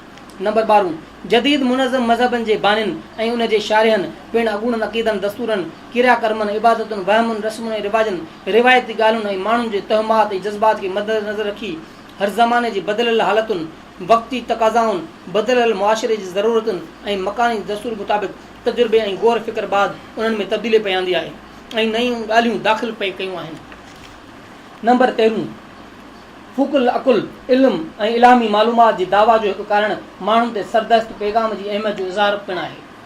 जहिड़ी तरह कुटुंब गॾिजी कबीला बणिजी कोई क़ौमुनि जी सूरत इख़्तियार कनि था, या जीअं मकानी एराज़ियूं मिली ज़िला ठही सूबा बणिजी मुल्क जी शिकिल वठनि था, अहिड़ी तरह मुख़्तलिफ़ कबीलनि जे क़दीम अक़ीदनि, रिवायती दस्तूरनि, दंद कथाउनि, क्रियाकर्मनि, इबादतुनि, रस्मुनि ऐं रिवाजनि गॾिजी कुझु नवनि इज़ाफ़नि सां आलमगीर मज़हबनि ठाहिण में मदद कई। मज़हबनि जी बुनियादी पैदाइश जा मुहरिक जज़्बा ख़ौफ़ ऐं उमेद आहे, जिन मां रंज ऐं ख़ुशी, ग़लति ऐं सही, आरज़ी ऐं दाइमी अक़ीदनि जा मसइला पैदा थिया। पर जहिड़ी तरह ख़ुदि इल्म ऐं साइंस ते जुदा जुदा हकीमनि, आलमनि ऐं साइंसदाननि हिक हद ताईं जुदा जुदा नज़रिया राया ज़ाहिर कया आहिनि, अहिड़ी तरह काइनात जी पैदाइश, रूहनि जे वजूद, हयात बादुल मुमात, कर्मनि जी जज़ा ऐं सज़ा, ख़ुशी, रंज, बिश्त ऐं दोज़ख, ज़िंदगी जे मक़सदनि ऐं मुरादनि ते बि हर हिकु पैगंबर, हकीम, ऋषि, फ़ैलसुफ़ पंहिंजो रुत निगाह पेश कयो आहे। साॻी तरह इख़लाक़ी उसूलनि ऐं मुआशिरे जी समाजी ॻाल्हियुनि सां वाबिस्ता मामलनि खे बि जुदा जुदा मज़हबनि जी बानियुनि हालतुनि जी तक़ाज़ाउनि मुताबिक़ पे बदिलायो आहे। जीअं त अॻिते हली उहे मज़हब संदन शारिहनि ऐं पोइलगनि जी कोशिशुनि सां जुदा निज़ाम बणिजी पिया, तंहिं करे मज़हब जे बानियुनि खे मुजस्मा इख़लाक़ ऐं मासूम ॼाणे उन्हनि जी अंधी तक़लीद करण जी तलक़ीन कई वई। उन जो नतीजो इहो निकितो त हर हिकु नबी तरफ़ां पेश कयल मज़हबी तालीम खे बिना चूं चरा जे मञण जो रिवाज आम थी वियो ऐं केतिरनि मामलनि में उन्हनि मसइलनि ते अकुल जी दख़ल अंदाज़ी खे नाजाइज़ ठहिरायो वियो। कुझु ज़माने गुज़रण बाद मज़हबी जमायतुनि जा पिणु कबीलनि, क़ौमुनि ऐं मुल्की हुकूमतुनि जे निज़ामनि वांगुरु मुस्तक़िल मुफ़ाद बणिजी विया ऐं जीअं ताक़तवर क़ौमूं कमज़ोर क़ौमुनि मथां क़ाबिज़ थी साम्राज बणिजनि थियूं, तीअं ताक़तवर मज़हबी जमायतूं बि नंढियूं मज़हबी जमायतुनि खे पाण में ज़म करे नज़राती ऐं समाजी साम्राज बणिजियूं पवनि। तफ़ावत उन्हनि जे विच में इहो आहे त मुल्की साम्राज क़ौमी तादाद, जंगी कुवत, पैसे ऐं मुल्की निज़ाम जी लियाक़त जे आधार ते नंढनि मुल्की हुकूमतुनि ते मुख़्तलिफ़ बहाननि सां क़ाबिज़ थियनि था, त मज़हबी जमायतूं वरी तबलीग, प्रोपेगेंडा, जहाद ऐं बदिलियल हालतुनि मुताबिक़ जदीद ख़्यालनि जो इज़ाफ़ो करे ताक़तवर ऐं आलमगीर बणिजनि थियूं। हर हिकु अहिड़े आलमगीर मज़हब जे पोइलगनि ऐं शारिहनि जी दावा इहा रही आहे त इंसान जात जी जुमली मसइलनि जो हल, मुश्किलातुनि खां निजात ऐं आख़िरत जो छुटकारो सिर्फ़ु संतनि ई मज़हब वसीले हासिल थियण वारो आहे। हक़ ऐं सदाक़त जी हिकु हठी वटन महफ़ूज़ आहे। ॿिनि मज़हबनि वारा गुमराह, दुष्ट, काफ़िर, एंटी क्राइस्ट हुअण करे जहन्नम में वञण वारा हुआ। निजात या बेस्ट जी ठेकेदारी सिर्फ़ु संदन मखसूस मज़हब जी पैरवनि खे हुई, लेकिन संदन इहे दावाऊं मुबालगा अमेज़ ऐं ग़लति हुयूं। अहिड़नि ख़्यालनि करे मज़हब दुनिया में इताद अमन ऐं तरक़ी आणण जे बजाए नफ़ाक़, फ़साद ऐं नफ़रत ऐं बाहिमी इख़्तिलाफ़नि पैदा करण जा बुनियादी सबब बणिजा। सो पहिरियों जेको ही बाब पाण पढ़ियोसीं, जंहिंमें मज़हबनि जो बुनियाद जो पवणु ऐं उन्हनि जी इर्तिक़ा, त मज़हब कीअं पैदा थिया, इंसान कीअं शऊर हासिलु कयो, कहिड़े वैश्याणी दौर मां हू गुज़रिया, ऐं उन वैश्याणी दौर जी अकासी इहे मज़हब आहिनि जेके अॼु जा जदीद मज़हब ऐं कानून ठाहे छॾिया आहिनि। जेके अॼु खां 5000 साल वैश्याणी ज़िंदगी जी अकासी कंदड़ आहे, उहे अॼु जेके जदीद दौर में लागू कयूं त लाज़मी नुक़सानु ॾींदा। त अहिड़ी रीति असां हिन मां छा सिखियो, छा पिरायो, हर को दोस्त उन ते पंहिंजो हिकिड़ो रायो ॾे, पोइ उनखां पोइ असां हिन सॼे स्टडी सर्कल खे वरी सही ॾींदा, उन नतीजो ॾींदा।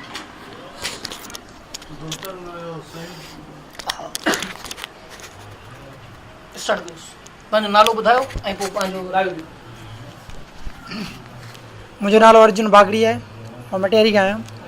ऐं जेको ही GM साहिब जीअं मूं ॾिठो आहे, हुनजो जेको पहिरियों फ़सुलु आहे, जंहिंमां काफ़ी कुझु शयूं जेके आहिनि उहे प्रोडक्टिव आहिनि, इंफॉर्मेटिव आहिनि, जेके उन्हनि मां असां कुझु सिखियो आहे त जेके मज़हब जेके आहिनि उहे नेचुरली कोन आया हुआ। उहे इंसान जी हिकिड़े माना हथी माना इंसानु हिकिड़ो हथरादू माना का शइ ठाहींदो आहे, मज़हब बि हथु माना ठाहिया विया उहा आने लाइ त इंसान जेके आहिनि उन्हनि खे फ़ाइदो थिए, हुननि जे पंहिंजे एडवांटेजिस लाइ हुननि इहे शयूं माना अपनायूं, एडॉप्ट कयूं, ऐं उन्हनि खां आहिस्ते आहिस्ते पोइ हुननि जेके पूजा वारो सिस्टम थियो या इहे शयूं उन्हनि मां हिकिड़ी हथ सां माना उहे शयूं कयूं। बाक़ी इहे नेचुरली शयूं न आहिनि, इहे हिकिड़ियूं हथरादू शयूं आहिनि। Thank U.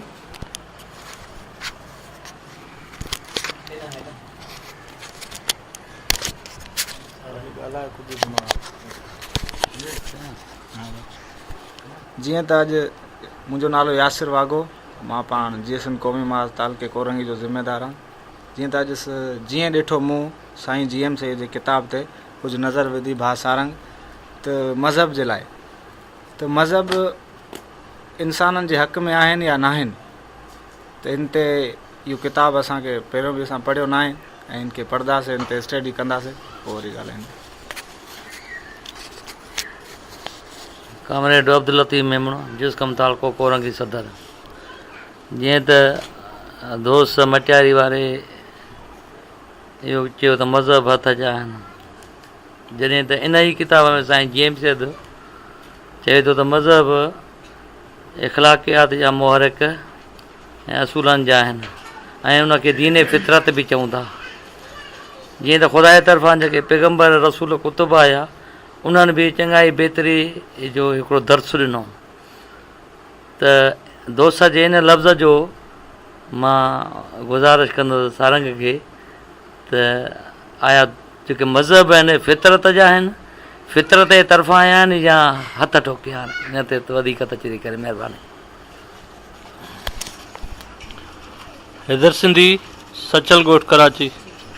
जीअं त अॼु असां स्टडी सर्कल में रहबर हसन साईं GM सैयद जो किताब जीअं ॾिठो आहे मूं जी पहिरें बाब खे असां पढ़ियोसीं ऐं सारियुनि जे वातां ॿुधोसीं, ऐं असांखे इहा ख़बर पई त रहबर हसन साईं GM सैयद पहिरीं कहिड़नि ख़्यालनि जा हुआ ऐं हुन पहिरियों जेको हिकिड़ो मज़हबी मौलवी थींदो आहे ओड़े हिसाब सां हुन पंहिंजी ज़िंदगी गुज़ारी, ऐं आहिस्ते आहिस्ते जॾहिं हुनखे ख़बर पइजी वई त मज़हब कीअं आहिनि, किथां आया आहिनि, ऐं तॾहिं खां पोइ हुन पंहिंजो जेको ज़हनी शऊर उनजो बेदार थियो ऐं हू मुख़्तलिफ़ मज़हब जी जेका आहे उनखे छॾे करे इंसानियत जी तरफ़ आया।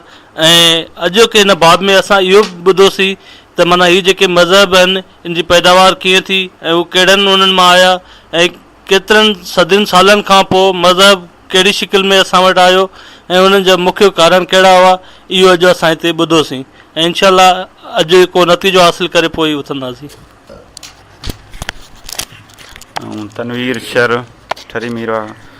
अॼु जेको साईं GM साहिब जो किताबु जीअं ॾिठो आहे मूं सारंग असांखे पढ़ी करे ॿुधायो, हिन में इहा आहे त साईं मज़हब जी शुरूआति तक़रीबन 4000 साल पहिरियां खां इहा पूरो हवालो हिन में लिखियो आहे त मज़हब कीअं स्टार्ट थिया। ऐं किताब जी शुरूआति में साईं इहो बि ॿुधायो त साईं GM सैयद पाण पहिरियां मज़हबी माण्हू हुयो, उन मजलिसूं ऐं वग़ैरह बि अटेंड कयूं ऐं उन्हनि मां बि उहो सिखियो। बाद में हू जंहिं महिल तहक़ीक़ कई, ॿियनि सभिनी मज़हबनि खे पढ़ियो, उन मां ॼाण वरिती ऐं ॾिठो त उन खां बाद में वरी हिकिड़ी किताब लिखण जी तहक़ीक़ करणु शुरू कई, जंहिंखां पोइ मज़हब खां ॿिए पासे जी ते आयो। ऐं हिन किताब में 4000 साल खां बुद्ध धर्म, ईसाईयत, ताओइज़म जेके बि मज़हब थिया आहिनि उन्हनि जे बारे में साईं ॿुधायो आहे त उन्हनि जी जेका अर्तका कीअं थी ऐं अर्तका में मज़हब सभिनी जी भलाईअ लाइ पहिरियां हुया। उन खां बाद में जेको थियो आहे त उन्हनि में इहा थी आहे त हर हिकु माण्हूअ उन्हनि जा पंडित या मौलवी जेके बि आहिनि मज़हब खे ग़लति तरीक़े सां इस्तेमालु कयो, उन्हनि पंहिंजा मफ़ादात जे ख़ातिर मज़हब खे इस्तेमालु कयो, जेके आहिनि मफ़ादात वरिता उन मां। जीअं अॼुकल्ह जेको आहे वधि में वधि फ़साद जेके थियनि था पिया ऐं माण्हुनि में तफ़ावत आहे, हिकिड़ो शियो आहे, ॿियो सुन्नी आहे, ॿियो वहाबी आहे, या हिंदू मुस्लिम उन्हनि जो पंहिंजो पाण में तफ़ावत आहिनि। त इहा हाणे मौजूदा दौर जे उन्हनि जे उलमा जेके आहिनि या पंडित आहिनि, पादरी आहिनि, उन्हनि जी क्रिएशन आहिनि। वधीक किताब खे असां पढ़ी करे उन जे बारे में वधीक ॻाल्हाईंदासीं।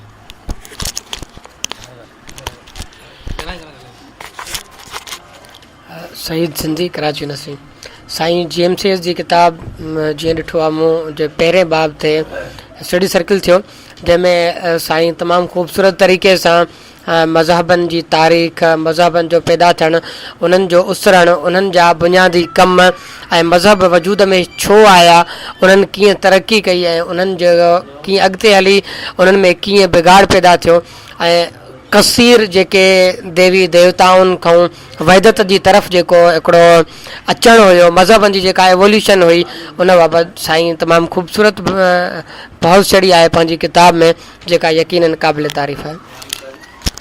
मुंहिंजो नालो लव कुमार, ज़ेबुल्ला यूनिवर्सिटी सां तालुक़ु आहे मुंहिंजो। जीअं त अॼु स्टडी सर्कल मां जेका मेन शइ मूंखे उहा सिखण लाइ मिली, उहा त मज़हब कीअं मज़हब जे वक़्त जा जेको मौलवी हूंदा आहिनि, ठेकेदार हूंदा आहिनि, उहो मज़हब खे पंहिंजे मुफ़ादुनि ख़ातिर कीअं इस्तेमालु करे माण्हुनि ते मढ़नि था, ऐं मज़हब जेको पंहिंजो हिकिड़ो तारीख़ी दौर मां गुज़रनि था, मुख़्तलिफ़ मफ़रूज़ा आहिनि, तजुर्बा मुशाहिदनि खां पोइ मज़हब कहिड़ी शिकल इख़्तियार कई ऐं समाजी बेकनि जे हिसाब सां उते कहिड़ा इस्तेसाल थिया। अॼो की ॾाढो लाभाइतो इहो स्टडी सर्कल थियो ऐं ॾाढो कुझु इन मां पढ़ायोसीं।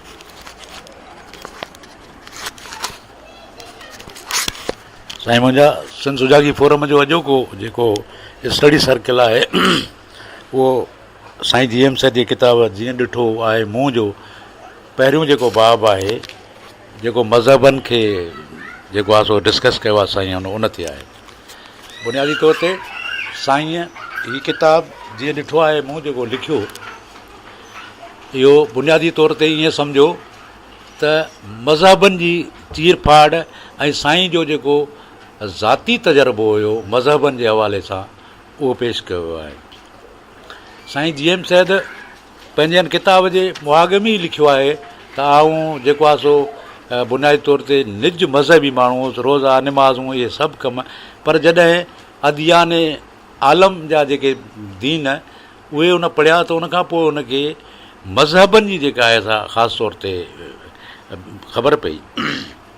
हीअ किताब बुनियादी तौर ते ईअं सम्झो त साईं GM सैयद जे फ़िक्र जो हिकिड़ो तर्जुमान आहे ऐं साईं जी सॼी जेका सियासी हुजे, समाजी हुजे तहरीक, उनजो बुनियादु इल्म ते आहे, उनजो बुनियादु किताबनि ते आहे। साईं जेको आहे पंहिंजा इहे तजुर्बा, उन साईं जो चवणु आहे त कंहिं बि हाल में चुप करे न आहे वेहणो ऐं अॻिते वधिणो आहे। मूंखे यादि थो अचे त हिन ई किताब जे बेस ते जॾहिं सिंध में तमामु सख़्ती थियूं त बज़्म सूफ़िया ऐं सिंध जे हवाले सां साईं जो सॼे सिंध जो जेको दौरो हो इहो बि हिकिड़ी तहरीक हुयो। ऐं हिन किताब में बुनियादी तौर ते सभिनी मज़हबनि खां पढ़ी पोइ हुन निचोड़ जेको ॾिनो ऐं उहो हुन आउं सम्झां थो त साईं जे हिन किताब लिखण जो बुनियादी मक़सदु ई इहो हो त सिंध जो जेको फ़िक्र आहे, बिना रंग नस्ल मज़हबी नफ़रतुनि उनखे टोड़े हुन जीअं ॾिठो आहे मूं पेश कयो आहे। जीअं सिंध जो जेको आलमी फ़िक्र आहे, एकानत ॿधीअ जो, उहो जेको आहे अञा थिए। हिन किताब ते मुलनि ॿोलियुनि तमामु घणा गोड़ कया ऐं सरकार बि हिन किताब खां ॾिजी हिन ते बंदिश विझी हुई। पर हीउ साईं जी एम सैयद जो अहिड़ो तारीख़ी पोरियो आहे जेको आउं सम्झां थो त असांजे नौजवान नसुल खे हीउ पढ़णु घुरिजे। हीअ किताबु असांखे न सिर्फ़ु फितरत सां वेझो थो करे, मज़हबनि जूं हक़ीक़तूं ॿुधाए थो, पर आउं सम्झां थो त ज़िंदगीअ जो लाइफ स्टाइल जेको आहे असांखे कीअं गुज़ारणु घुरिजे उन जी बि रहनुमाई करे थो। उन करे नौजवाननि अॼोको हीउ जेको स्टडी सर्कल थियो इहो तमामु लाभाइतो आहे। इहो वॾो जेको आहे सो फल ॾींदो। ऐं आउं त दोस्तनि खे चवंदुसि त हीअ किताबु बुनियादी तौर ते करे तव्हांखे मज़हब खे सम्झणो आहे, सिंध जे फिलासफ़ी खे सम्झणो आहे, सिंध जे अमन वारे पैगाम खे सम्झणो आहे त हीअ किताबु पढ़ो। महिरबानी।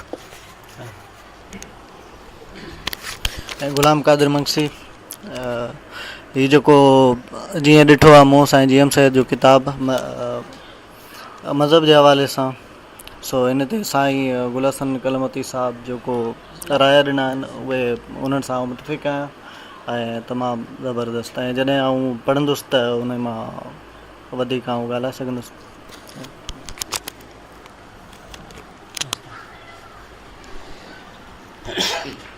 मुंहिंजो नालो विनेश कुमार आहे। अॼु जो मौज़ू असांजो किताब जो पहिरियों चैप्टर जीअं ॾिठो आहे मूं एज़ आई हैव सीन, तमामु मशहूरु तख़लीक़ आहे साईं जी एम सैयद साहिब जी। इन में जेके मज़हबनि ते साईं लिखियो आहे ज़बरदस्त। ऐं साईं कुझु माण्हू घणा फैन फॉलोइंग में बि अची वेंदा आहिनि त उहे साईं छूट ॾिनी आहे, तनक़ीद कयो, कोई रॾे न। तव्हां हर कोई हर वक़्तु हर ॻाल्हि में फेवर करे ईंदा हुआ, पढ़ियोसीं ॿुधियोसीं न। साईं न लिखियो आहे जीअं ॾिठो आहे मूं उहो सही आहे, साईं लिखियो आहे जीअं ॾिठो आहे मूं।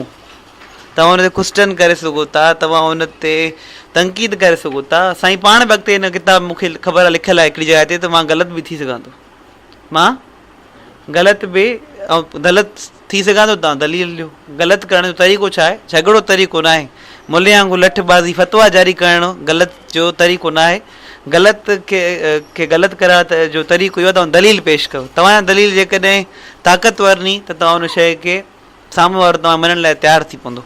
असांजी सिंध में त इहा सकाफ़त रही आहे सिंध हिंद में, पर मजबूरन जॾहिं अरबी सकाफ़त असां ते हावी थी आहे त असां में हाणे उहो बहस मुबाहिसो, तनक़ीद, क्रिटिकल कंस्ट्रक्टिव तनक़ीद, कंस्ट्रक्टिव क्रिटिसाइज़ जंहिंखे चइबो आहे, माना हिकिड़ी रिश्ता बि ख़राबु न थियनि, फ़हिरिश्ता भरनि पिया, पर असां कंहिं शइ में मुतफ़िक़ बि न हुजूं। थी सघे थो कंहिं नज़रियनि में मुतफ़िक़ बि न हुजूं, पर दोस्त सुठा हुजूं। पर अहिड़ा नज़रिया हाणे नथा रहनि, पर अहिड़ा साईं असां वटि हुया मौजूदु।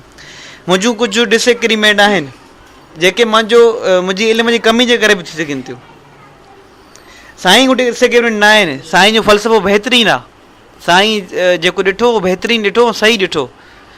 डिसएग्रीमेंट ईअं वञी मां पर्सनली जेका मुंहिंजी रिसर्च आहे उहा इहा ॻाल्हि न मञींदी आहे। मां 4-5 पॉइंट लिखियूं हुयूं त अक्सर वेस्ट जेका तारीख़ लिखी आहे न, असां जेका तारीख़ पढ़ूं था न, साईं जी एम सैयद पढ़ी या इब्राहिम जोयो साहिबु पढ़ी, जेके रसूल बख़्श पलेचे साहिबु जेका पढ़ी करे पढ़ाई आहे, कुझु ॻाल्हियुनि में उनजी पहिरीं तहक़ीक़ आहे हितां जी, उहा सही थी सघे थी। पर जेका हिकिड़ो वर्ल्ड व्यू आहे न जेको तारीख़ जो, उन में त एतिरो असांजो लेक्चर थी वियो आहे, एॾियूं वेसा घातियूं एॾा कूड़ उन्हनि ब्रिटिश ऐं अमेरिका, यूनाइटेड नेशन, वॾियूं वॾियूं नेक्सल्स नी जेके क़ौमुनि खे विराइण ऐं पाण जी सुपरमेसी, पंहिंजी पाण खे वॾो अज़ीम सम्झाइण जे लाइ, ॿिए क़ौम खे घटि करणु ॾेखारण लाइ उन्हनि अहिड़ियूं ॻाल्हियूं लिखियूं नी। मां पहिरियों त हिन ॻाल्हि खां मुतफ़िक़ न आहियां। हिकु त मां डार्विन्स जी बि ख़िलाफ़त कंदो रहंदो आहियां कुझु ॻाल्हियुनि में। इन ॻाल्हि खां मुतफ़िक़ न आहियां त दुनिया में जॾहिं दुनिया ठही त शुरू में पहिरियों इंसानु झंगल में रहंदो हुयो। इन ते मां छो मुतफ़िक़ न आहियां, इन वटि मां कुझु दलील रखंदो आहियां। ऐं हाणे बि इंसानु लखे इंसान हीअं बि झंग में रहंदा आहिनि। आदिवासी चवंदा आहिनि हींअर बि दुनिया में मौजूदु अथव। ईअं न सम्झो त दुनिया तरक़ी थी वई आहे त बसि सभु कोई महल महलतनि में रहंदा आहिनि। हींअर बि लखे इंसान जे झंग में रहंदा आहिनि। ऐं हिकिड़ियूं ॿियूं इन कमियूं ॾेखारियूं वयूं त हिननि कमियुनि जे करे माना मज़हब पेश आयो। उन्हनि में हुयो कुदरतू आफ़तुनि खां इंसानु पीड़ा में हुयो, हिन खां पीड़ा में हुयो, ॿोॾ खां। त मां चवंदुसि त उहे अॼु बि घटियूं कोन्हनि। अॼु बि बराबरी में इंसानु हुन सां जूझे थो, साॻी तरह जूझे थो। को उनजे करे सिर्फ़ु एडाप्टेशन इंसानु कई त हा उन जे करे कुझु नया नया इल्म सिखिया, हिन में कोई शक न आहे। बिल्कुलु सही चए थो त बाहि जो इस्तेमालु, ज़ाहिर आहे कुझु शयूं इंसानु सिखियूं नी, हितां ज़मीन खां वधीक सिखियूं नी, बल्कि जेको ख़ुदि माण्हू चवंदा नी बसि ख़ुदा ॾिनो, त उन में मां बि विश्वास थो भलो भरोसो कोन थो कयां त ख़ुदा ॾिनो, न हितां सिखियूं नी, बिल्कुलु हिन में कोई शक न आहे। बिजली ठाहिणु, काफ़ी शयूं टेक्नोलॉजी। त त इन ॻाल्हि जो ॾिसे किरी त इंसानु अवाइली, छाकाणि त असां जेको पढ़ियो आहे बरे सगीर पहिरियों ई मालामाल हुयो, वॾो अमीर माण्हू ओड़ी महिल बि हुयो, ओड़ी महिल ई झंगल में रहण वारा माण्हू बि हुया, त ओड़ी महिल बि मां चवंदो ओड़ी महिल बि अमीर माण्हू बि हुया, त ओड़ी महिल बि झंगल में रहण वारा हुआ, हाणे बि आहिनि। मां ई न मञींदो आहियां इंसानु शुरू कोड़ी सभु जाहिल हुयो ऐं जानवर मां इंसानु थियो। मां इन ॻाल्हि खां मुतफ़िक़ न आहियां, न ई हिन में मञींदो आहियां दलाइल सां गॾु। त देर पहले लोग जंगली होते थे, माना वेदन जी पैदाइशी उमिरि बि ग़लति आहे, छाकाणि त महाभारत ते हींअर कुझु रिसर्च बि थी आहे, रामायण जी पुल ते बि कुझु रिसर्च थी आहे, आर्कियोलॉजिकल फुटेज मिलियूं नी, नासा रिसर्च कई आहे, त उहा बि ॾाढा लख साल पुराणी उनजी अवाइलत मिले थी। ऐं उन्हनि किताबनि में वरी वेदन जो ज़िक्र, त हिन मतिलबु वे त करोड़े साल पोइ पुराणा थी आहे, त इहा वेदन जी उमिरि बि ग़लति आहे। ऐं पहिरियों अज़ियतियूं ॿियो जेको मज़हब जेके आहिनि न, जीअं सचल साहिबु चयो मज़हबनि मुल्क में माण्हू मुझाया, शेखी पीरी बुज़ुर्गी बेहत बुलाया, किन निवड़ी नमाज़ूं पढ़ियूं, किन मंदर वसाया, सचल ओॾां कीन आया अकुल वारा इश्क जे। मज़हब वाक़ई असां सिंध में मज़हब हुया ई कोन, ही मज़हब बाद में ठहिया नी, फ़लसफ़ा फिलोसफ़ीस तव्हां चई सघो, फ़लसफ़नि जो वजूद हुयो। ऐं पुराणनि फ़लसफ़नि में अॼु बि मिले थो त ऋग्वेदिक फ़लसफ़ो पुराणो हुयो, ऐं उन में कुझु ख़सूसियात अहिड़ियूं हुयूं, उन जा कॉन्सेप्ट्स यूनिवर्सल नी। ऋग्वेद जी हिकिड़ी श्लोक आहे, हुन में चए थो वसुधैव कुटुंबकम, माना पूरी दुनिया मुंहिंजी परिवार आहे, कुटुंब, हुन में मुल्कनि जो ई कॉन्सेप्ट न हुयो। हूअं ई तव्हां ॾिसो जेको पंहिंजो भरे सगीर हुयो न, तव्हां पुराणो नक्शो कढो भरे सगीर जो, तव्हांजा अॼु 30 मुल्क मिलाईंदव, अॼु हिकिड़ो भरे सगीर हुयो। Cambodia, Mauritius, Myanmar, Afghanistan, Bangladesh, सॼो हिकिड़ो भरे सगीर हुयो, वॾो सिंध को नंढी न हुई। मुल्तान बि पाण पढ़ंदा आहियूं सिंध में हुयो। त इहे माना असांजा फ़लसफ़ा जेके सिंधु हिंद जा हुया, मां न मञींदो आहियां सिंधु हिंद जा माण्हू जंगली हुया, मां मञींदो आहियां इहे शुरू खां वठी वॾो करोड़े सालनि खां वठी डेवलप्ड हुया। तव्हां हिन में अंदाज़ो लॻायो, मुंहिंजो दड़ो जेको 5500 साल असां सम्झूं था, थी सघे अञा ई पुराणो हुजे, उन में बि डेवलप्ड सिटी आहे, उन में बि सुठा रोड ठहियल नी, स्विमिंग पूल ठहियल नी, ग्रेविटी ड्रेनेज सिस्टम आहे, एलिमेंट्स मिलनि था, सुठा सुठा मेटेलिक आर्ट मिलनि था। पोइ सोचो उन खां केतिरो डेवलप्ड हूंदा। तव्हां कीअं चओ था जंगली हुयो, इंसानु जंगली हुयो, ईअं हुयो? हा, डार्विन लाइ जंगली हूंदो शायदि वेस्ट में, छाकाणि माण्हू पढ़ियल लिखियल न हुया, हाणे पढ़िया, जंहिं महिल रिनांस थियो वेस्ट में 400 साल अॻु छा हुयो वेस्ट में? कुझु बि न हुयो। 1950 ताईं वेस्ट में वोट ॾियणु झोकनो हुयो औरत खे। अॼु वरी असांखे उहो सेखारणु अचनि था औरत खे, असां वधीक अॻिते हुयासीं। हा, अॼु असां कब्ज़नि जे करे, अरबनि जो कब्ज़ो, अंग्रेज़नि जो कब्ज़ो, मुग़लनि जो कब्ज़ो, उन खां पोइ असां ख़राबु थी विया आहियूं, हिन में कोई शक न आहे। अॼु असां अॻिते नी, इन ॻाल्हि खे बि स्वीकारजे त उहो असां अॼु अॻिते नी, पर ईअं न आहे तूं हमेशह असां अॻिते हुया जीअं उहो असांखे थोपनि था, उहे एॾो अॻिते थी वञे न, पोइ उन तवारी खे वेठी ठाहे छॾी आहे, जंहिंमें उहो ॾेखारींदासीं 1000 साल तव्हां अॻिते वियासीं। न बाबा, उन वटि कुझु हुयो ई न। असां भरे सगीर में सिखणु ईंदा, पढ़णु असां वटि ईंदा हुया। इकानमी शशि थरूर किताबु लिखियो आहे, इंडिया जो वॾो मिनिस्टर ऑफ कांग्रेस जो, उनजो बि किताब में अहिड़ा धोयो आहे ब्रिटिश वारनि खे त पूरी दुनिया जो वापारु ऐं भरे सगीर पंहिंजो वापारु 30% पंहिंजी शमूलियत हुई पूरी दुनिया में ट्रेड जी। त पाण केतिरा पावरफुल रहिया हूंदा, अंदाज़ो कयो तव्हां। हाणे भरे सगीर जी शमूलियत 1% बि न आहे। त उहा हाणे हिन में कोई शक न आहे, साज़िशूं करे लुटे फुरे असां अॻिते निकिरी विया नी। पर मां हिन ॻाल्हि लाइ मञण लाइ तयारु न आहियां त उहे असां को जंगली हुयासीं, जानवर वांगुरु इंसानु रहंदो, न। मुंहिंजी रिसर्च इहा न मञींदी आहे हिन ॻाल्हि खे।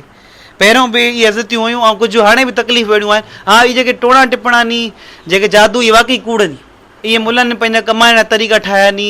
इहे पंडित बाद में, जॾहिं वेदनि जो इल्मु घटियो न, हक़ीक़ी इल्मु, सही वारो इल्मु घटियो न, पोइ नया नया जॾहिं ॾिसो न, हिकिड़ो खॾ खोटींदा हो न, खॾ में किथे रस्ते में खॾ खोटिजी वेंदी त या त मिटी विझोसि, बंदि कयोसि। मिटी न विझंदोसि न, थोरो हुन में पाणी वेंदो, थोरो कुझु न कुझु जॻह वलारींदी, कुझु न कुझु अंदरि में हुन भरिजी वेंदो। पोइ इंसान में जॾहिं कुझु फ़लसफ़नि खां उनखे न मिलिया त पोइ नया नया फ़लसफ़ा माण्हुनि मुख़्तलिफ़ वक़्त सां मुख़्तलिफ़ ज़रूरतनि खे ॾिसी फ़लसफ़ा ठाहिया। अरब में मोहम्मद सल्लल्लाहु अलैहि वसल्लम, उहो उते इलाही तमामु बहितरीनु माण्हू हुयो, छाकाणि त ओॾी महिल कबीरा पाण विढ़ियल हुया ॾाढा अध खां वधीक। उन्हनि खे जोड़ण जे लाइ उन कुझु असूल ठाहिया। औरतुनि सां ज़ना थींदो, औरतुनि खे ज़िंदा दफ़ना वेंदो, उन कुझु हक़ाइक़ ॾेवाया। हुन चयो चलो पर्दे में त रखां, औरतुनि खे मिड़ई कुझु ज़िंदा त रहनि, छाकाणि त वधीक ज़ुल्म हुया, हद खां वधीक ज़ुल्म हुया। त उहो फ़लसफ़ो थी सघे थो अरब जे क़बीले लाइ सुठो हुजे, पर ज़बरदस्ती तव्हां सिंध ते अपनाईंदव त उहो सिंध लाइ सुठो न हूंदो, उहो हिंदू लाइ सुठो न हूंदो। असां अॻिते हूं, घणो डेवलप्ड खे तव्हां पुराणो फ़लसफ़ो अची सेखारींदव, उहो हिते हज़म न थींदो। त अञा रिसर्च करणु खपे। मुंहिंजो बि इल्मु अधूरो आहे, काफ़ी तहक़ीक़ी ज़रूरत आहे, वधीक मां चवंदुमि सारंग हिन ते रोशनी विझे। Thank you. ज़ाहिद खोसो, जसकम तलके कोरंगी जो मेंबर। साईं जो किताबु जेको हिन महिल जीअं ॾिठो मूं, साईं चए थो जीअं ॾिठो आहे मूं, माना मज़हब खे साइंसी बुनियादनि ते हिन तहक़ीक़ ऐं रिसर्च करे हिकिड़ो किताबु लिखियो। मुंहिंजे हिसाब सां साईं जेको सम्झाइणु चाहे थो मज़हब हिकिड़ी ख़ौफ़ ऐं लालच जी बुनियाद ते माण्हुनि जो ख़ौफ़ ऐं लालच जंहिं बि शइ ते जीअं बाहि दरिया पाणी ते जॾहिं बि उन ते क़ाबिज़ थियो आहे, बाहि ते क़ाबिज़ थियो त ख़ुदा ख़तमु थी वियो। मक़सदु वरी जीअं उन्हनि जे हथ में कुझु शइ न आहे, लालच आहे, पोइ वरी उहो माना ख़ौफ़ ऐं लालच जी बुनियाद हिकिड़ी जन्नत जो ख़ौफ़, ॿियो जनम जो ख़ौफ़, जन्नत जी लालच। उन हिसाब सां जेको साईं जो किताबु आहे जेको जीअं ॾिठो मूं साइंसी बुनियाद ते उहो मज़हब खे चीरे फाड़े हिकिड़ो शीशो ठाहे बरसगीर जे माण्हुनि जे अॻियां शीशो हिकिड़ो रखियईं त हे मज़हब हीअं अहिड़े तरीक़े उन खां हिकिड़ी रड़ निकिरी वई। पाकिस्तान जे मज़हब बुनियाद ते बीठल आहे, उन्हनि हिकिड़ो गॾिजी साज़िश साईं जी किताब ते पाबंदी, साईं ते पाबंदियूं त अगरि मज़हब जो जेको शीशो आम माण्हू ॾिसी वठंदो मज़हब खां नफ़रत कंदो, पाकिस्तान जो बचणु मुश्किल थी वेंदो। इनखे बहितर आहे पाकिस्तान जे हक़ में बि इनखे बैन करे, इनखे साईं खे बंदि करे माना हिकिड़ो किताबु हिन ते बंदि कयईं। जेको मज़हबी हिसाब सां साईं काफ़र आहे, साईं ईअं आहे, माना अहिड़े हिसाब सां जेको असांजो मतिलबु मज़हब आहे ख़ौफ़ ऐं लालच जी जॾहिं बि इंसानु ॿिन्ही शयुनि ते क़ाबिज़ थी वेंदो मज़हब अज़ ख़ुदि ख़तमु थी वेंदो। ये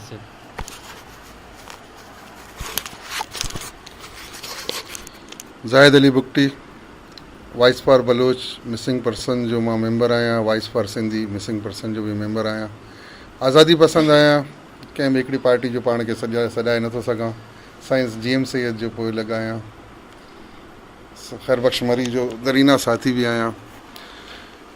अॼु जेको दोस्तनि किताबु पढ़ियो, जीअं मां ॾिठो, मां एतिरो स्टडी त ख़ैर कोन कंदो आहियां, लेकिन प्रैक्टिकली घणो हूंदो आहियां सियासत में। लेकिन हिते जेको आख़िरी जेको साईं जो मतिलबु जेको पढ़ंदे पढ़ंदे मतिलबु काफ़ी जिन्नातनि खां हिननि खां ॻाल्हियूं थींदे थींदे आख़िरी जेको आयो आहे मतिलबु बाब में कि मज़हब जे नाले सां बि क़ौमुनि खे ख़तमु कयो वेंदो आहे, इहो बिल्कुलु हक़ीक़त आहे। सिंध में ईअं थिए थो, बलूचिस्तान में ईअं थिए थो कि तव्हां ॾिसो कि हालांकि कंहिं बि मज़हब जो अगरि तव्हां खणी ॾिसंदो, अगरि उन जा किताब पढ़ी ॾिसंदो, रसूल पाक खां वठी जेके ॿिया पैगम्बर या कंहिं बि मज़हब खे ख़तमु न आहे करिणो। ख़ुदा बि चए थो कि कंहिंखे बि बुरो न चओ, मथां तव्हांजे असली ख़ुदा खे केरु बुरो चओ, कंहिंजे बि मज़हब खे न आहे चवणु। लेकिन सिंध में जहिड़े तरीक़े सां हिंदुनि जा मंदर ख़तमु कया विया, हा इहो बिल्कुलु हक़ीक़त आहे। ज़बरदस्ती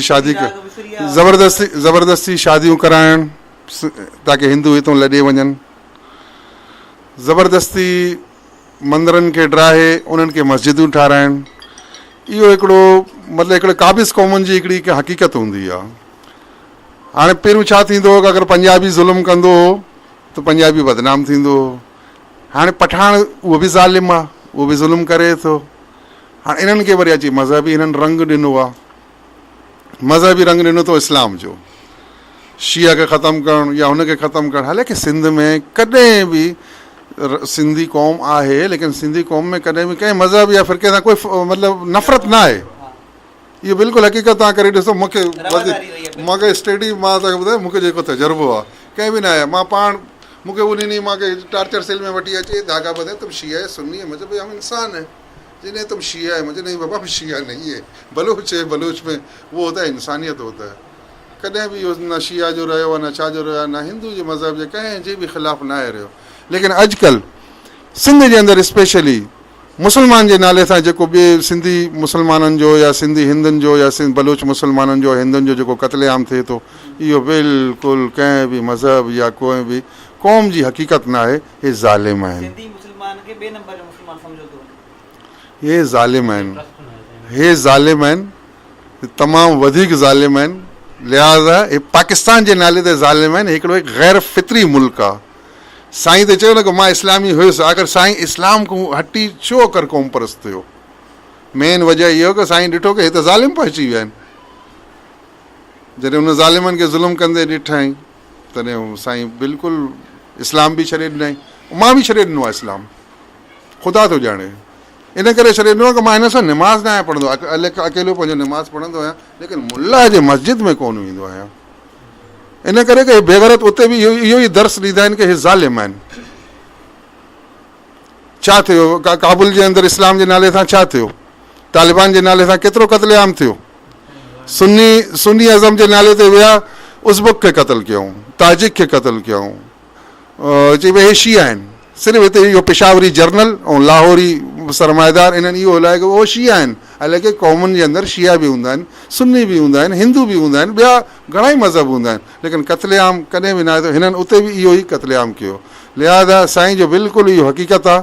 मां दुनिया सां अपील थो कयां, सिंधी क़ौम सां बि अपील थो कयां की हिन इन साईं जे जीअं ॾिठो मां, हाणे तीअं असां साईं त वीचारो हले वियो, लेकिन साईं त असांखे सेखारे वियो, लेकिन असां ॾिसूं था। सिंधी क़ौम सां बि अपील थो कयां, तव्हां नौजवाननि सां बि अपील थो कयां त ख़ुदा रा इन शइ ते अमल करे, इन्हनि सभिनी शयुनि ते साईं जे इन्हनि मतिलबु जेके सिटूं असां पढ़ियूं इन्हनि शयुनि ते अमल करे, नाम निहात इस्लामी फ़िरका उन्हनि खे ख़तमु करे पाण खे उहो ई सिंधी क़ौम कयूं जंहिंमें रहम हुयो, जंहिंमें इज़त हुई, इंसानियत जी क़दुरु हुई, न मज़हब हुयो न छा कुझु बि न हो, सिर्फ़ु इंसानियत हुई। असां उन इंसानियत जे हवाले सां पंहिंजो सिंधु देश ठाहे सघूं था। महिरबानी। शायदि सुमरो साईं जीअं ॾिठो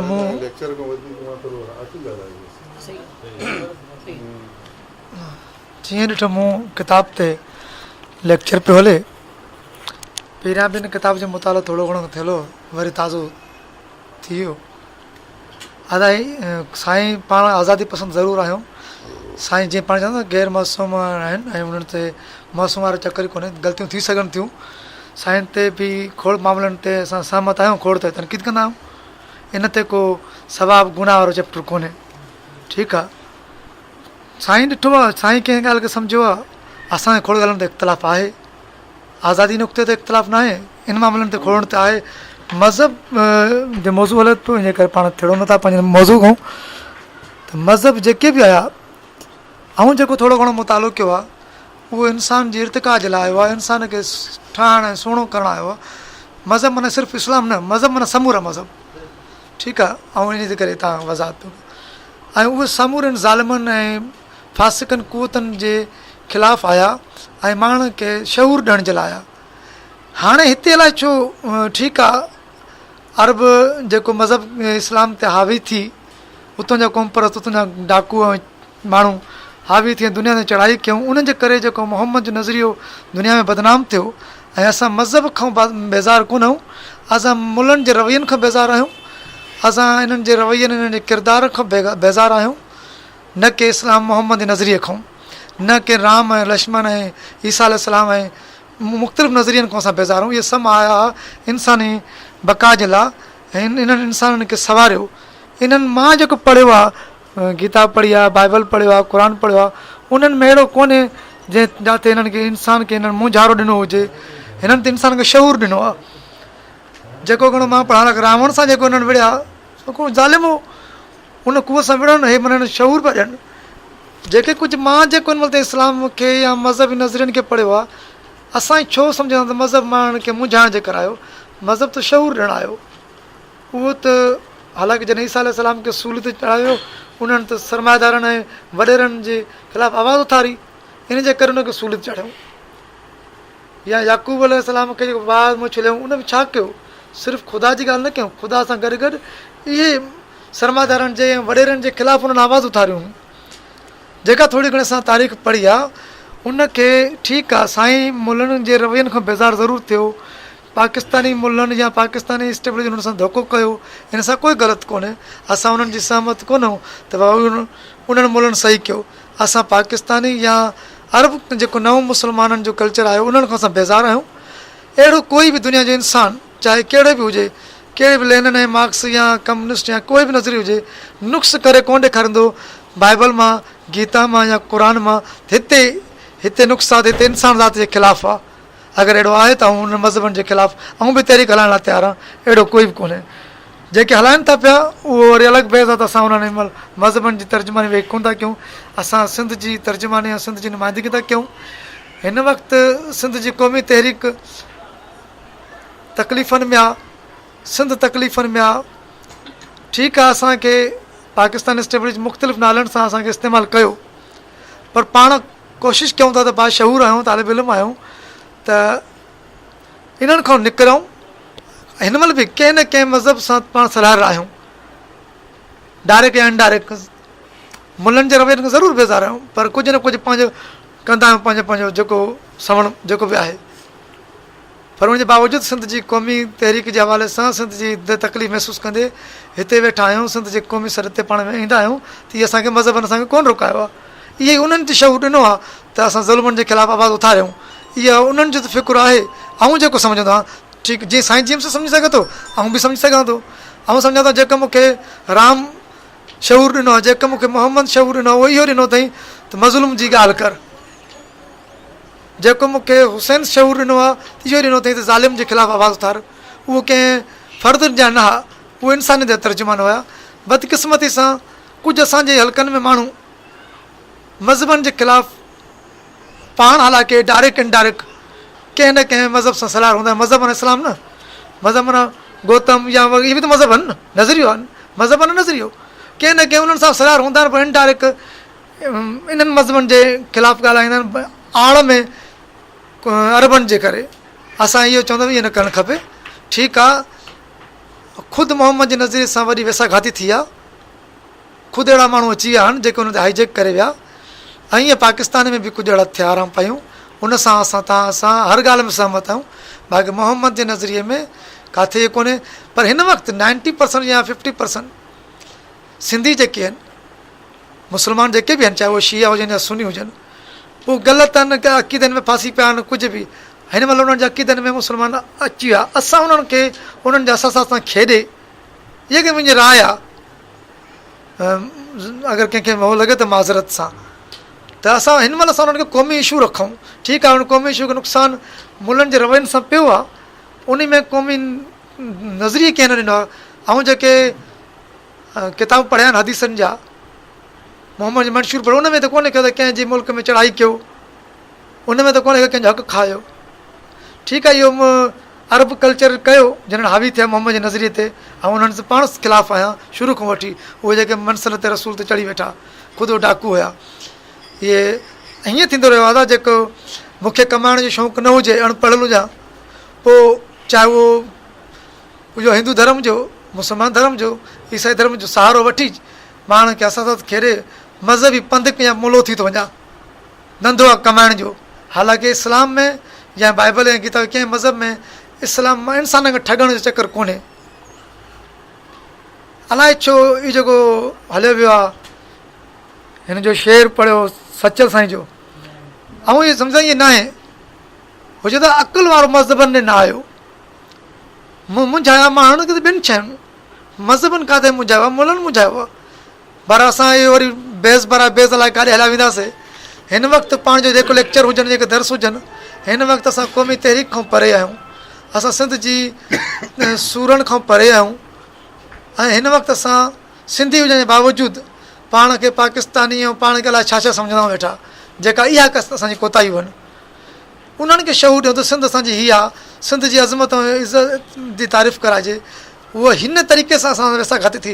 असां फ़र्दनि जे ख़िलाफ़ु आहियूं जेको इस्लाम जी आड़ में हिज़ात बिन यूसुफ ऐं मोहम्मद बिन कासिम जा डाकू आया, न की इहो मोहम्मद जो नज़रियो खणी आया।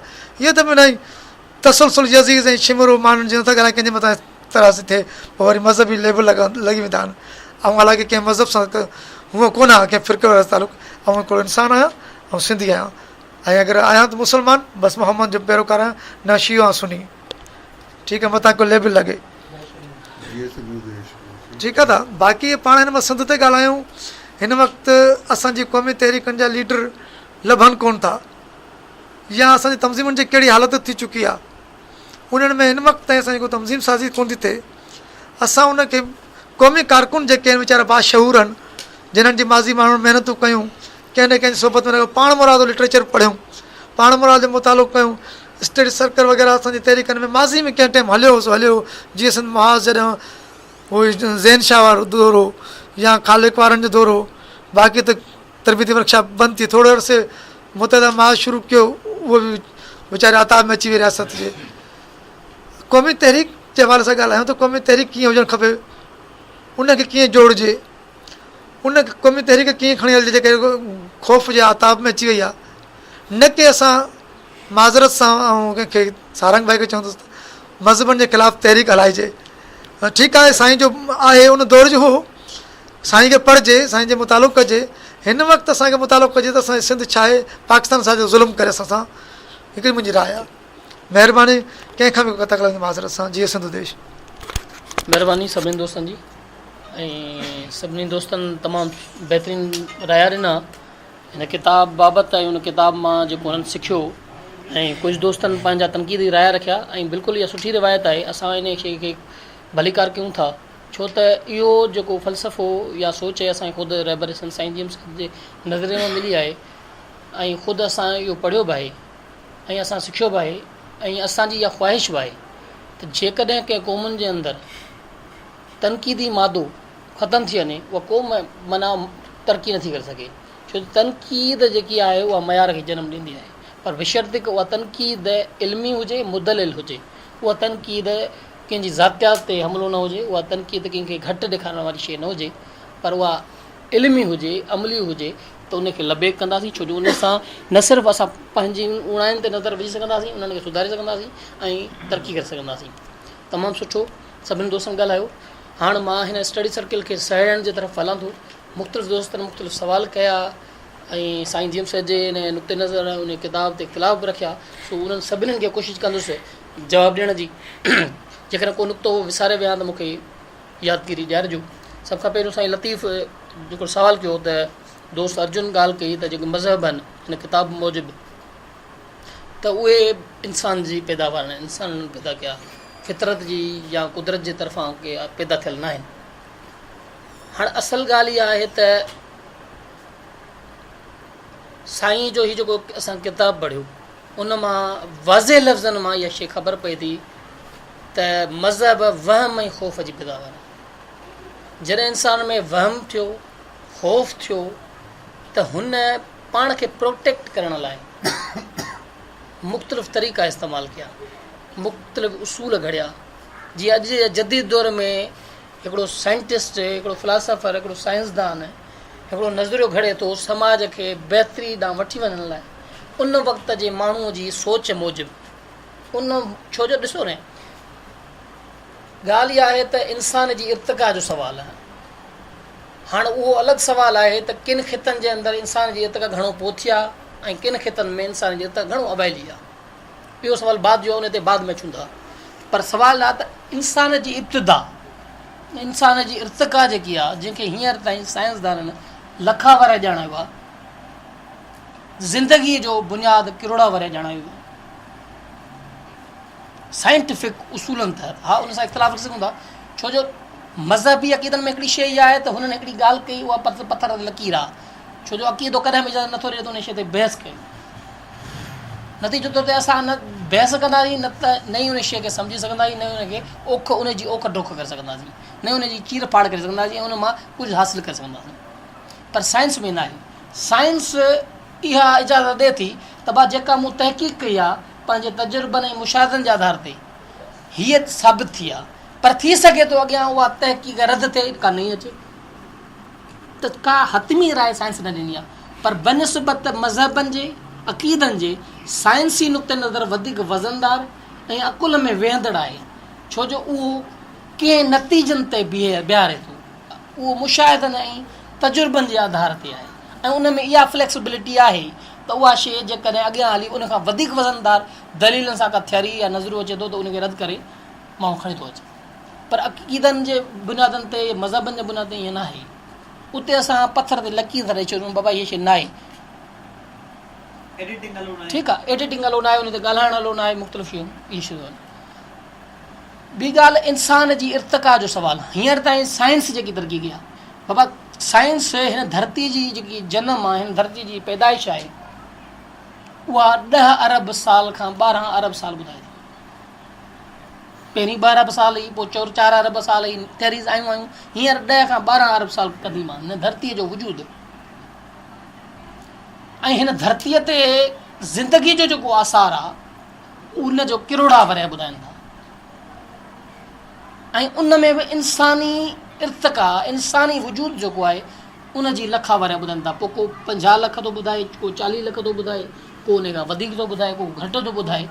पर उहे बुनियादी तौर ते जेके मुख़्तलिफ़ ख़ितनि जे अंदरि जेके इंसानी ढांचा मिलिया आहिनि, खोपड़ियूं मिलियूं आहिनि, उन्हनि जे आधार ते हू ॿुधाइनि था त इंसानु 40 लख साल अॻु जो आहे या 50 लख अॻु जो आहे। में बि का कोटाई थिए उन में 2 करोड़ साल पुराणो मिली वञे, पर जेसीं ताईं असांखे तहक़ीक़ मिली आहे ओसी ताईं असां चऊं था बाबा 40 लख साल इंसान जो असांखे इब्तिदा मिलंदी, छो जो उहा खोपड़ी असांखे मिली आहे जंहिंमें माना ईअं सम्झूं त इंसान ऐं बनमांस जे नसल जो मिक्सचर, एप्पल जंहिंखे नसल चवनि था डार्विन जी थ्योरी मुताबिक़। हालांकि उन सां इख़्तिलाफ़ रखी सघिजे थो, जीअं विनेश पंहिंजो इख़्तिलाफ़ रखियो। मसइलो इहो आहे त डार्विन जी उन थियरी खे रद्द करण जे लाइ बि असांखे उन थियरी जे हैसियत जी ॿी थियरी आणणी पवंदी।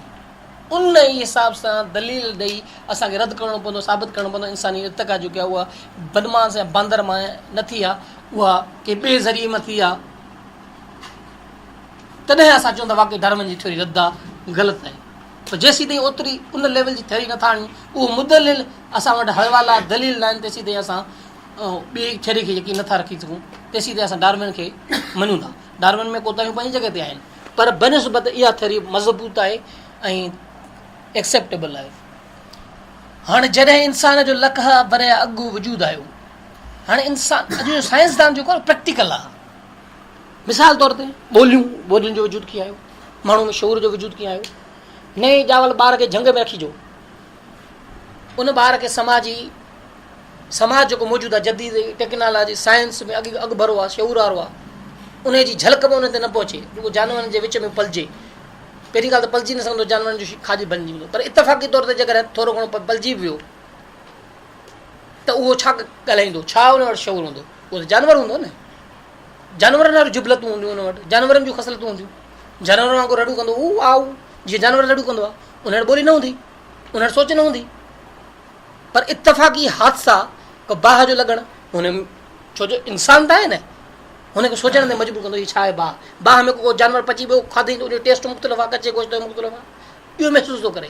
त साइंसदाननि इहे तजुर्बा कया ऐं उन्हनि खां पोइ उन्हनि जा नतीजा कढिया त इंसान इन्हनि हादसनि इन्हनि इतफ़ाक़नि खां पोइ उन्हनि में शऊर पैदा थियो, इन्हनि खां पोइ ॿोलियूं पैदा थियूं। ऐं ॿोलियुनि जो बुनियाद बि ईअं थियो, पहिरियों जानवरनि वांगुरु आवाज़, पहिरियों इशारा, पोइ आवाज़, पोइ आवाज़ जेके आहिनि उन्हनि सूरतूं बदिलियूं, पोइ आवाज़नि मां पोइ जुमिला ठाहे पोइ ॿोलियूं, उन्हनि जो सदियुनि जो सफ़र आहे, लखावरनि जो सफ़र आहे ॿोलियुनि जे इर्तिका जो। ईअं इंसानी शऊर जी इर्तिका जो बि लखावर जो सफ़र आहे, हिकिड़े 2 सदियुनि जो या हज़ारनि सालनि जो न आहे, लखावर।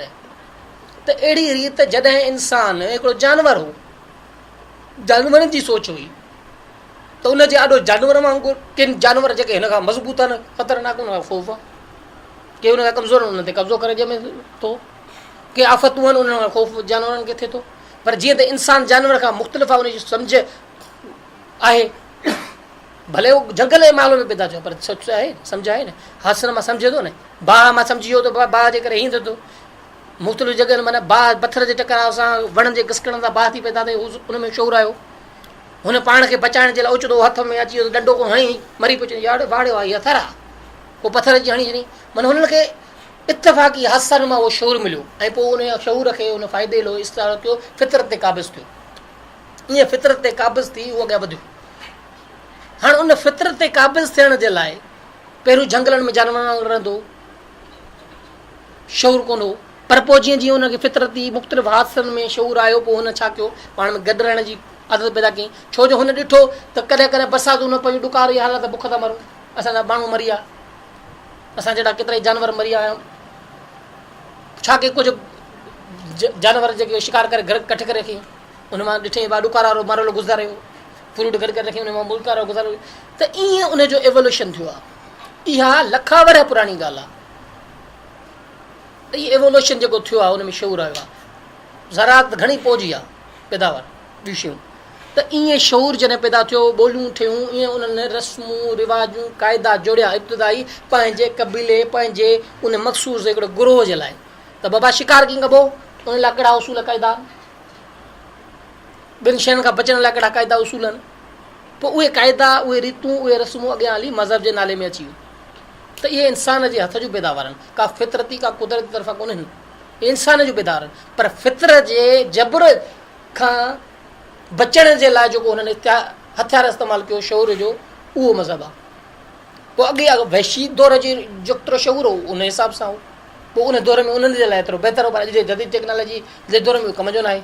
उन करे असां उनखे मुद्दे ख़ारिज चऊं था, नुक़सानकार चऊं था, छो जो तॾहिं फ़ाइदेमंद हो, अॼु फ़ाइदेमंद कोन्हे, छो अॼु जंगली ज़िंदगी कोन था गुज़ारियूं असां, अॼु शहरी ज़िंदगी गुज़ारियूं था, टेक्नोलॉजी खां वाक़ुफ़ आहियूं। खुलियल ॻाल्हायूं, ॻाल्हि इहा आहे त हर मज़हबी किताब था पढ़नि, जॾहिं मज़हबनि जो तक़ाबली मुतालो कंदो, मूं गीता पढ़ी आहे, मूं महाभारत पढ़ी आहे, मूं वेद पढ़िया आहिनि, मूं क़ुर पढ़ियो आहे, मूं इंजील पढ़ियो आहे, मूं ज़बूर पढ़ियो, मूं समूरा किताब पढ़िया आहिनि, मां उन मां वाक़ुफ़ु थियो आहियां त समूरा मज़हबी किताब हिक ॿिए मां उतारो कयो विया आहिनि, हिक ॿिए मां उन्हनि जो असरु आहे। ईअं न आहे छा? कृष्ण भॻवान जो किसो खणो ऐं हज़रत मूसा जो किसो खणो, तव्हां शिव जो किसो खणो, हेॾा तव्हांजो आदम जो किसो खणो, पार्वती जो किसो खणो, बीबी हवा जो किसा खणो, किसा ॻंढिया मिलिया पिया आहिनि, नाला मुख़्तलिफ़ आहिनि, जॻहियूं मुख़्तलिफ़ आहिनि, माहौल मुख़्तलिफ़ करे पेश कयो आहे, पर हक़ीक़त ॻाल्हि साॻी आहे। तव्हांजो अकुल सेंस तस्लीम करे थो को माण्हू मच्छी जे पेट में रहे ऐं 30 ॾींहं खां पोइ ज़िंदा रहिजी वञे, बची वञे, अकुल तस्लीम करे थो, पर जीअं त अक़ीदो आहे हुन ते ॻाल्हाइण असांखे कुफर जी फतवा लॻी वेंदी, उन करे असां डिॼूं था को फतवा न ॾेई छॾे, पर हक़ीक़त इहा आहे जेकर खुलियल ॻाल्हाइजे त इहा शइ न आहे। उन वक़्तु ज़रूरी, उन वक़्तु छो जो माण्हू जो शऊर एतिरो तरक़ी याफ़्ता न हो, माण्हुनि खे सेखारण जे लाइ उन्हनि में नसीहतूं, इहे नसीहत भरियूं आखाणियूं हुयूं, जंहिंजे ज़रिए माण्हुनि खे नसीहत पिया सेखारनि। जेकॾहिं पॉज़िटिव माण्हू हुन सां सुठाई थींदी, जेको नेगेटिव माण्हू हुन सां ख़राबी थींदी। हज़रत मूसा पॉज़िटिव माण्हू आहे, ठीकु आहे, दरिया हुनखे रस्तो ॾेई छॾियो, लठूं छॾियईं, पर अॼु जे दौर में को लठो छॾाए दरिया रस्तो त ॾेसि नथो ॾे, छो? पर इहो नसीहत आहे भरे आखाणियूं। अॼु बि असां लोक त भरियो पियो आहे अहिड़ियूं कहाणियूं, अहिड़ियूं ॻाल्हियूं जो अकुल तस्लीम न कंदो, पर उन मां हिकिड़ी नसीहत आहे, उन मां हिकिड़ो मिसाल आहे जंहिंजे ज़रिए असां सिखूं था त सुठे माण्हू सां सुठाई थींदी, ख़राबु माण्हू सां ख़राबी थींदी। त अहिड़ी रीति इहे कहाणियूं नसीहत वारियूं आहिनि, उन मां असांखे नसीहत वठणु घुरिजे, उन मां सुठायूं वठणु घुरिजे। मौलाना रूमी वांगुरु, मौलाना रूमी जो शेर आहे जिन मफ़हूम आहे त क़ुर जो गर खणी उन बाक़ी हॾा कुतनि जो हवाले हल करे छॾियो। वॾो आलम हो मदरसे जो, वॾे में वॾो दुनिया जो मञियल आलम आहे दीन इस्लाम जो, ऐं पंहिंजे पारां ॻाल्हि कोन थो कयां, छो त मूं ते फतवा ॾींदे बि देरि न कंदा, इहे उन वक़्त जा वॾे वॾा दाना ॻाल्हि कंदा, मां कोन थो ॻाल्हि कयां। ॻाल्हि चवण जो मक़सदु इहो त जेके बि इब्तिदाई मज़हब हुआ पहिरियों त ख़ौफ़ वहम ऐं लालच जे करे पैदा थिया, पोइ अॻियां हली उन्हनि में के सुठा माण्हू पैदा थिया जिन उन्हनि मज़हबनि खे सुठाई लाइ इस्तेमालु कयो, माण्हुनि जी भलाई लाइ बि इस्तेमालु कयो, पर कुझु माण्हू वरी उन मज़हब खे पंहिंजे ज़ाती मुफ़ाद लाइ इस्तेमालु कयो, पंहिंजे मुल्क लाइ मुफ़ाद करे ॿियनि ते कब्ज़ा कया, ॿियनि जी फुल लुट कई। जीअं पाकिस्तान में इस्लाम जे नाले में असांजी फुल लुट थी, असांखे मज़हब जा मुखालिफ़ न आहियूं, हर कंहिंजो माण्हू जो पंहिंजो अक़ीदो आहे उहो भले पाण ते रखे, पर जेके हक़ूक़तूं आहिनि असां उन्हनि ते ॻाल्हि कयूं था वाज़े तौर ते। ॿी ॻाल्हि, विदेश कुझु सवाल उथारिया डार्विन जी थ्योरी ते, डार्विन जी थ्योरी जे हवाले सां मूं हुनखे जवाबु ॾिनो त जेकॾहिं जेसि ताईं असांखे डार्विन खे रद्द करिणो आहे त डार्विन जी थ्योरी जेतिरी अहमियत जोॻी उहो असांखे नज़र आणणु घुरिजे, ऐं उन जेतिरा ई दलील आणणु घुरिजनि, उनखे रद्द करे असां साबित कयूं त वाक़ई असांजो इंसानु जेको आहे उहो बांदर मां बिनमांस मां मौजूदु सूरत न वरिती आहे, पर हू इब्तिदाई जेको आहे उहो इंसान जी सूरत में हुई। तव्हांजे क़ुर में, तव्हांजे मज़हबी किताबनि में ख़ुदा हिन तख़लीक़ कई आहे जेकी काइनात जी, घणा साल पुराणी आहे मूंखे ॿुधायो? ज़िंदास्ता पढ़ो, यहूदियुनि जो किताबु पढ़ो, फारसियुनि जो किताबु पढ़ो, इंजील पढ़ो, तव्हांखे 4000, 5000, 6000 क़ब्ल मसीह खां सवाइ वधीक मिले ई कंदी। जॾहिं दुनिया करोड़ा अरबा साल पुराणी आहे त 6000 साल पहिरियों कीअं पैदा कई? उन में लिखियलु आहे त दुनिया मुस्ततील आहे, चौरस आहे, दुनिया जी गोल साबित थी आहे।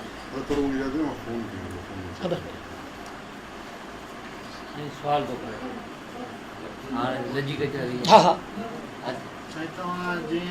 बनवास जो ज़िक्र कयो त इंसान जेको आहे तरक़ी करे इंसान जो बनवास इहो इब्तिदाई अमल हो, भला इब्तिदाई अमल लखां साल ते हिते छो अची उठा, वरी अॻिते इंसान को ॿी शइ बि थी सघे थो, इब्तिदाई अमल हा बिल्कुलु बिल्कुलु ऐं इन ते अचां थो। असल में मां थो चवां हिन मौज़ूअ खे थोरो कंपाइल करे पोइ गॾियल तौर ते तव्हां सभु जवाबु ॾियो। छो ॻाल्हि इहा आहे त हिन जेकी ॻाल्हि कई मूं चयो त उनखे वधीक रद्द करण लाइ असांखे वधीक वज़नदार दलील खपे, उनखे असां रद्द नथा कयूं।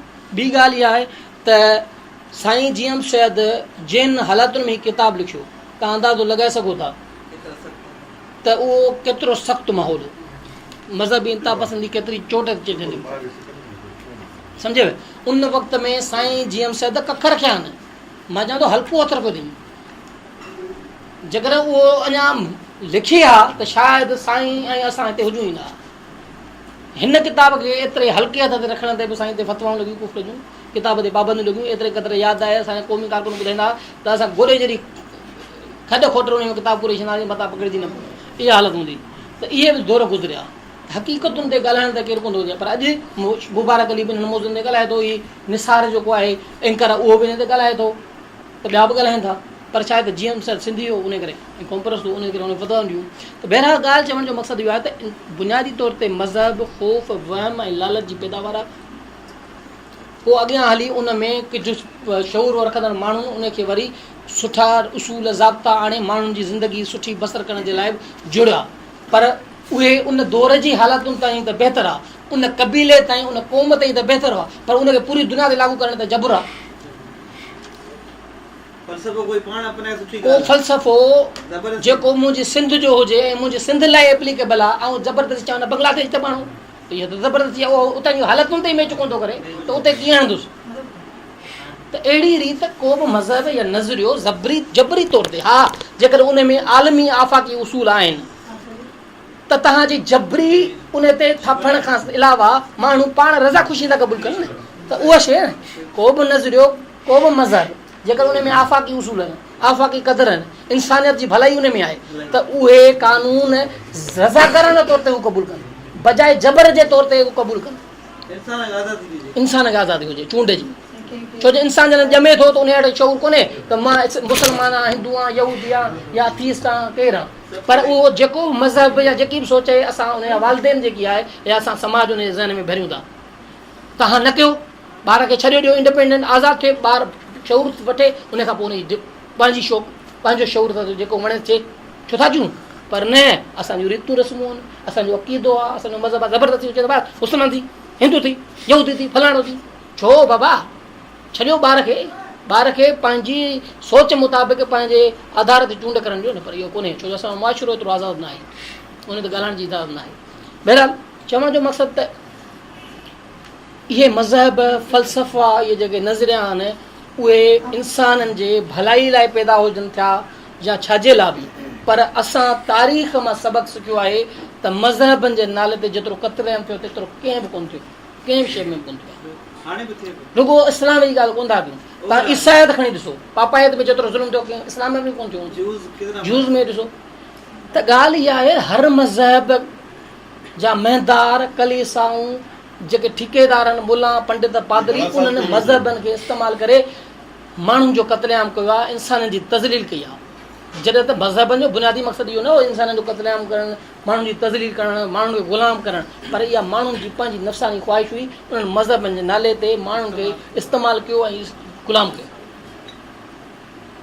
ॻाल्हि त उहे अची वञे थी, माना असां इंसान ई ॾुआरी आहियूं, इंसान ॾुआरी आहे। चवण जो मक़सदु आहे त मज़हब जो पैदा कंदड़ बसायूं, मज़हब खे ख़राबु कंदड़ बसायूं, मज़हब खे सही करण वारा बसायूं।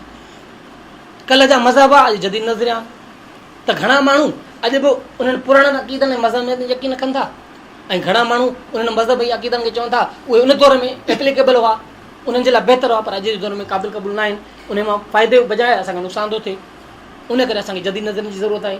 छो जो माज़रत सां ॻाल्हि इहा आहे, केरु बि बहस करे, पर हक़ीक़त ॻाल्हि इहा आहे कंहिं मुले खे वठी अचो, चवंदा बाबा क़ुर मां साइंस पैदा थी आहे, क़ुर मां साइंस पैदा थी आहे, पोइ हड़ई हाफ़िज़ भला क़ुर छो न साइंसदान थियनि। जेकॾहिं इहे क़ुर मां साइंस पैदा थी आहे त हड़ई हाफ़िज़ क़ुर जेके आहिनि साइंसदान हुजनि न।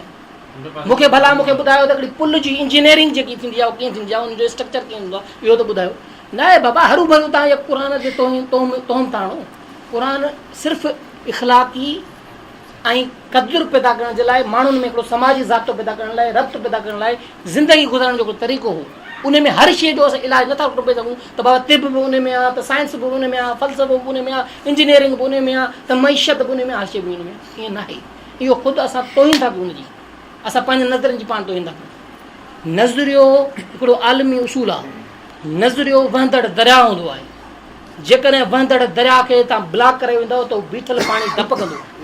उन करे ज़रूरत आहे त उन नज़रिए खे वक़्तनि ऐं हालतुनि आहिर तब्दील कंदो, उनखे सरसब्ज़ शादाब कंदो रहिजे, न त उहो मुदे ख़ारिज बणिजी वेंदो आहे। जेकॾहिं सिंध जी आज़ादी खां पोइ बि चऊं त सिंध जी आज़ादी जो नज़रियो टापियो वञे, माण्हू चवंदा चूतिया आहिनि, सिंध जी आज़ादी हाणे कॾहिं कंदो नज़रियो, हा आलिम इंसान जो नज़र उन में आणिजे, वाधारो करे, उन में सुधारो कजे। बाबा हाणे सिंध आज़ादु थी, हाणे अचो त उनजी तामीर कयूं न, या चऊं न बाबा सिंध आज़ादु थी आहे पोइ बि आज़ादु कयूं, ठहंदो ई कोन न ॻाल्हि खे। त चवण जो मक़सदु उहो ई आहे त नज़रियो वक़्त ऐं हालतुनि आहिर ते इस्तेमालु थींदो आहे, उन में तरमीमूं, उन में तब्दीलियूं, उन में नवां सुधारा ईंदा रहंदा आहिनि, ऐं मज़हबनि में थोरे नज़रनि में इहा शइ अचणु घुरिजे। पर असल में असां वटि उनखे बंदि करे गंढ ॿधी बीह रहिया आहिनि, अखी ते बि उन में सुधार आंदा कोन्हनि। हिन ई ॻाल्हि सां मां इतफ़ाक़ आहियां। ऐं पाण हुज़ूर साईं जो इन हवाले सां पोइ लॻ ज़रूरु आहियां जो हू सचो इनकलाबी हो पंहिंजी क़ौम लाइ। हुन हिकिड़ी बिदत ख़तमु कई, जहालत ख़तमु कई, जेका जहालत जी आड़ाह में किरल क़ौम हुई, जेका ज़िंदा औरतुनि खे दफ़नाईंदी हुई, जेके औरतुनि खे हक़ ॾींदी हुई, उन्हनि में कुझु सुधारो हुन आंदो, इनकलाब आंदो, तब्दीली आंदी। पर वरी उनजी वफ़ात खां पोइ वरी पाण में विड़ी पिया। तव्हां हक़ीक़त ई आहे, मां तव्हांखे ॿुधायां थो, हक़ीक़त तव्हांखे कोन था ॿुधाइनि, मां तव्हांखे ॿुधायां थो। पैगम्बर इस्लाम जी वफ़ात खां पोइ संदसि लाश मुबारक घणा ॾींहं घर में हो, उनजो जनाज़े निमाज़ी कोन थी। छा ते विड़ा पिया, ऐं ख़लीफ़ो थिया, ऐं ख़लीफ़ो थिया, वठ वठाइण लॻी पई। छा ते मां कोन थो चवां, मौलाना अबुल कलाम आज़ाद क़ुर जी तफ़सीर लिखी आहे, उन में लिखियो अथई मौलाना अबुल कलाम आज़ाद जो किताब इंसानियत मौत के दरवाज़े पर पढ़ो, मां कोन थो चवां। मौलाना अबुल कलाम आज़ाद जेको हिंदुस्तान पूरे बरे सग़ीर हिंद जो वॾे में वॾो आलिम आहे मज़हबी, उहो थो चए। तव्हांखे इहा ख़बर न हुजे त हज़रत अबू बकर जे पुट कंहिंखे मारियो, तव्हांखे इहो ख़बर न फेरोज़ ॻोल्हे कंहिंखे मारियो। बाबा हिक ॿिए जे ख़लीफ़नि जे पुटनि हिक ॿिए जूं सिसूला थियूं आहिनि, हिक ॿिए जा क़त्लाम कया आहिनि। हीअ जेके फ़िरका बंदियूं आहिनि हितां त शुरू थियूं आहिनि। सियासी छेड़ो, मुआशी छेड़ो, हाणे क़त्ल कनि। पैगम्बर इस्लाम आख़िरी ख़ुतबो चयो आहे रंग नस्ल ज़ात पात नंढ वॾाई को फ़र्क़ु न आहे न। अजमेर खे अरबीअ ते फ़ोके न, अरबीअ खे अजमेर फ़ोके कोन्हे, पोइ छो जे अरबी नस्ल जे मथां चढ़ियो बीठा त अरबी सभिनि खां उत्तम। अॼु उहो पाकिस्तान खे कुते खां वधीक हैसियत न आहे। तव्हां मुस्लमानों ते रहण त ॾियो, 100 सालनि खां उते असांजा मुस्लमान उते रहिया पिया आहिनि, उन्हनि खे नेशनलिटी कोन्हे, पर असां ठीको कयो आहे अफ़गानी बिर्मिन बिनो ॿाहिरि मुस्लमान उनखे नेशनलिटी ॾियो। ॻाल्हि इहा आहे त इहे सिर्फ़ु ढोंग आहिनि, ॿियो कुझु ई कोन्हे। हक़ीक़ी जेको तालीम हुई, नज़रियो हो, उन ते अमल केरु करे ई कोन। त साईं जीएम साहिब जो मक़सदु छा हो? साईं जीएम साहिब चए थो बाबा इस्लाम में जेके सुठियूं ॻाल्हियूं आहिनि, जेके मोहम्मद जे नज़रे में क़ुर में जेके सुठियूं ॻाल्हियूं आहिनि, जेके हिंदू मत में आर्यन जे वेदनि में पुराणनि में शास्त्रनि में ज़िंदाउस्ता में इंजील में ज़बूर में तोरे में दुनिया जे फ़लसफ़नि में नज़रनि में जेके भलियूं ॻाल्हियूं आहिनि, उहे कढी हिकिड़े पासे हिकिड़ो नज़रियो जोड़ो, उन ते अमल कयो। चए थो सभिनी जी बुनियादी वैद हिकिड़ी आहे न, सूफ़ी लाकूफ़ी हिकिड़ो साईं शायदि चए थो मां मुतमइन, उहो शायदि जो दलील ॾे न, मां ही ॻाल्हाए कंप्लेट करे पोइ कचहरी घुंदा। असांखे ॾाढो मज़ो ईंदो चवण जो मक़सदु न असांखे टेंशन थो थिए। सो ॻाल्हि इहा साईं लतीफ़, सो ॻाल्हि इहा आहे त बुनियादी तौर ते साईं जीएम जो जेको हीउ किताबु आहे उहो साईं जीएम जो पंहिंजो तजुर्बो, पंहिंजो मुशाहिदो ॿुधाए थो। साईं पाण मज़हबी अक़ीदे परस्त माण्हू हो, पाण ॿुधाए थो त मां 5 वक़्त निमाज़ूं पढ़ंदो हुउसि, रोज़ा रखंदो हुउसि, तहजद रखंदो हुउसि, चिलाक ॾींदो हुउसि, उन खां अलावा ज़बरदस्ती मस्जिदूं ठाराई, निमाज़ूं माण्हुनि खे ज़बरदस्ती पढ़ाईंदो, उहे दौर बि गुज़रिया। पर मुख़्तलिफ़ फ़लसफ़ियुनि सां, मज़हबनि सां लहचन में आयो, पढ़ियो लिखियो, शऊर हासिल कयईं, फ़लसफ़ो साइंस पढ़ियो, हुनखे ख़बर पई त बाबा असल ॻाल्हि ॿी आहे, इंसान जी पैदावार आहे मज़हब, ऐं मज़हब जो मक़सदु इंसान जी भलाई। पर उहे मज़हब इंसान जी भलाई खां जॾहिं थड़ी आहे, जॾहिं इस्लाम या दुनिया जे सभिनी मज़हबनि जे अंदरि इंतिहा पसंदी जो रवैयो पैदा थियो, क़त्लेआम जा वाक़िया पैदा थिया, ऐं इंसान जो क़त्लेआम तज़लील थी, त सूफ़ी छो पैदा थिया? सूफ़ी उन लाइ पैदा थिया त मज़हबी एक्सट्रीमिज़म खे ख़तमु कजे।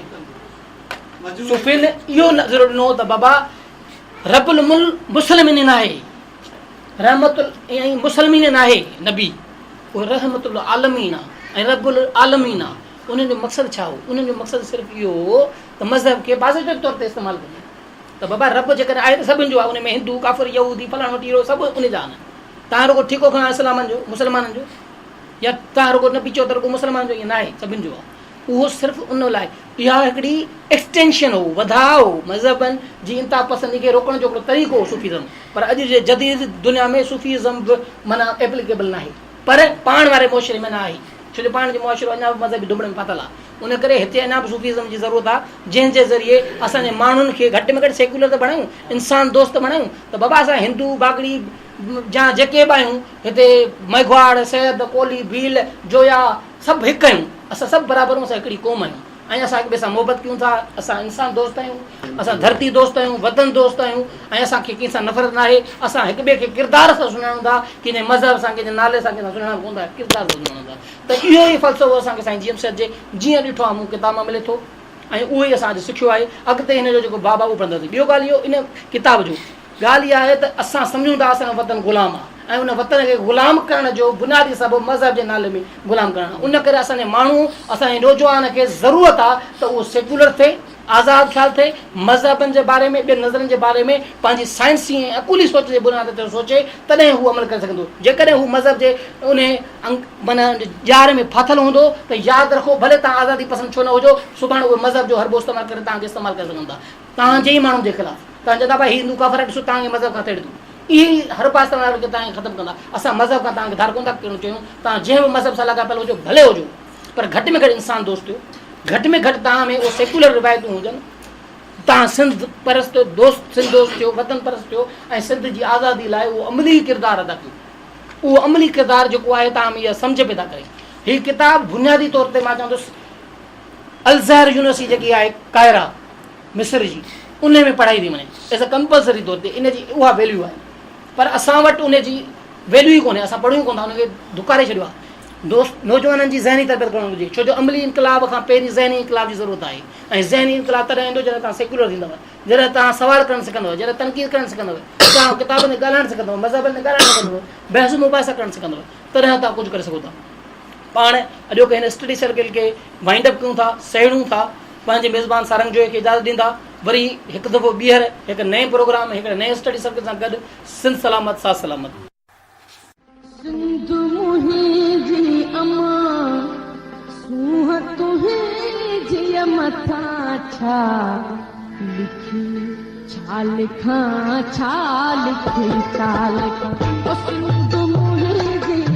दुनिया जा सिंधियो हिक मुठ थी सिंध बचायो।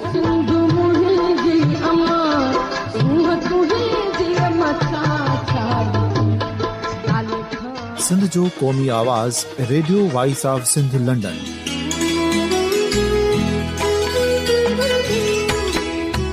Radio voice of Sindh London पंहिंजी नशरियात में सिंध जी सियासत, समाज, इक़्तिसादियात, तारीख़, क़ौमी उमंगुनि ऐं इख़्लाक़ियात मुतलिक़ सिंध जी हक़ीक़ी तर्जुमानी कंदे प्रोग्रामनि खे असराइतो बणाइण लाइ सिंध जे घण घुरनि ऐं धरतीअ सां प्यार कंदड़ अदीबनि, दानिश्वरनि, सहाफ़ियुनि, उस्तादनि, वकीलनि ऐं हर तबिके जे मानवारनि सजणनि खे सिंध में शऊरी इनकलाब लाइ सहकार जो सॾु ॾियूं था। अचो त गॾिजी सूफ़ियुनि ऐं संतनि वारी सिंध जो ओज हिकु मुठ थी वरी वापसि आणण वारे सफ़र जा साथारी बणिजऊं।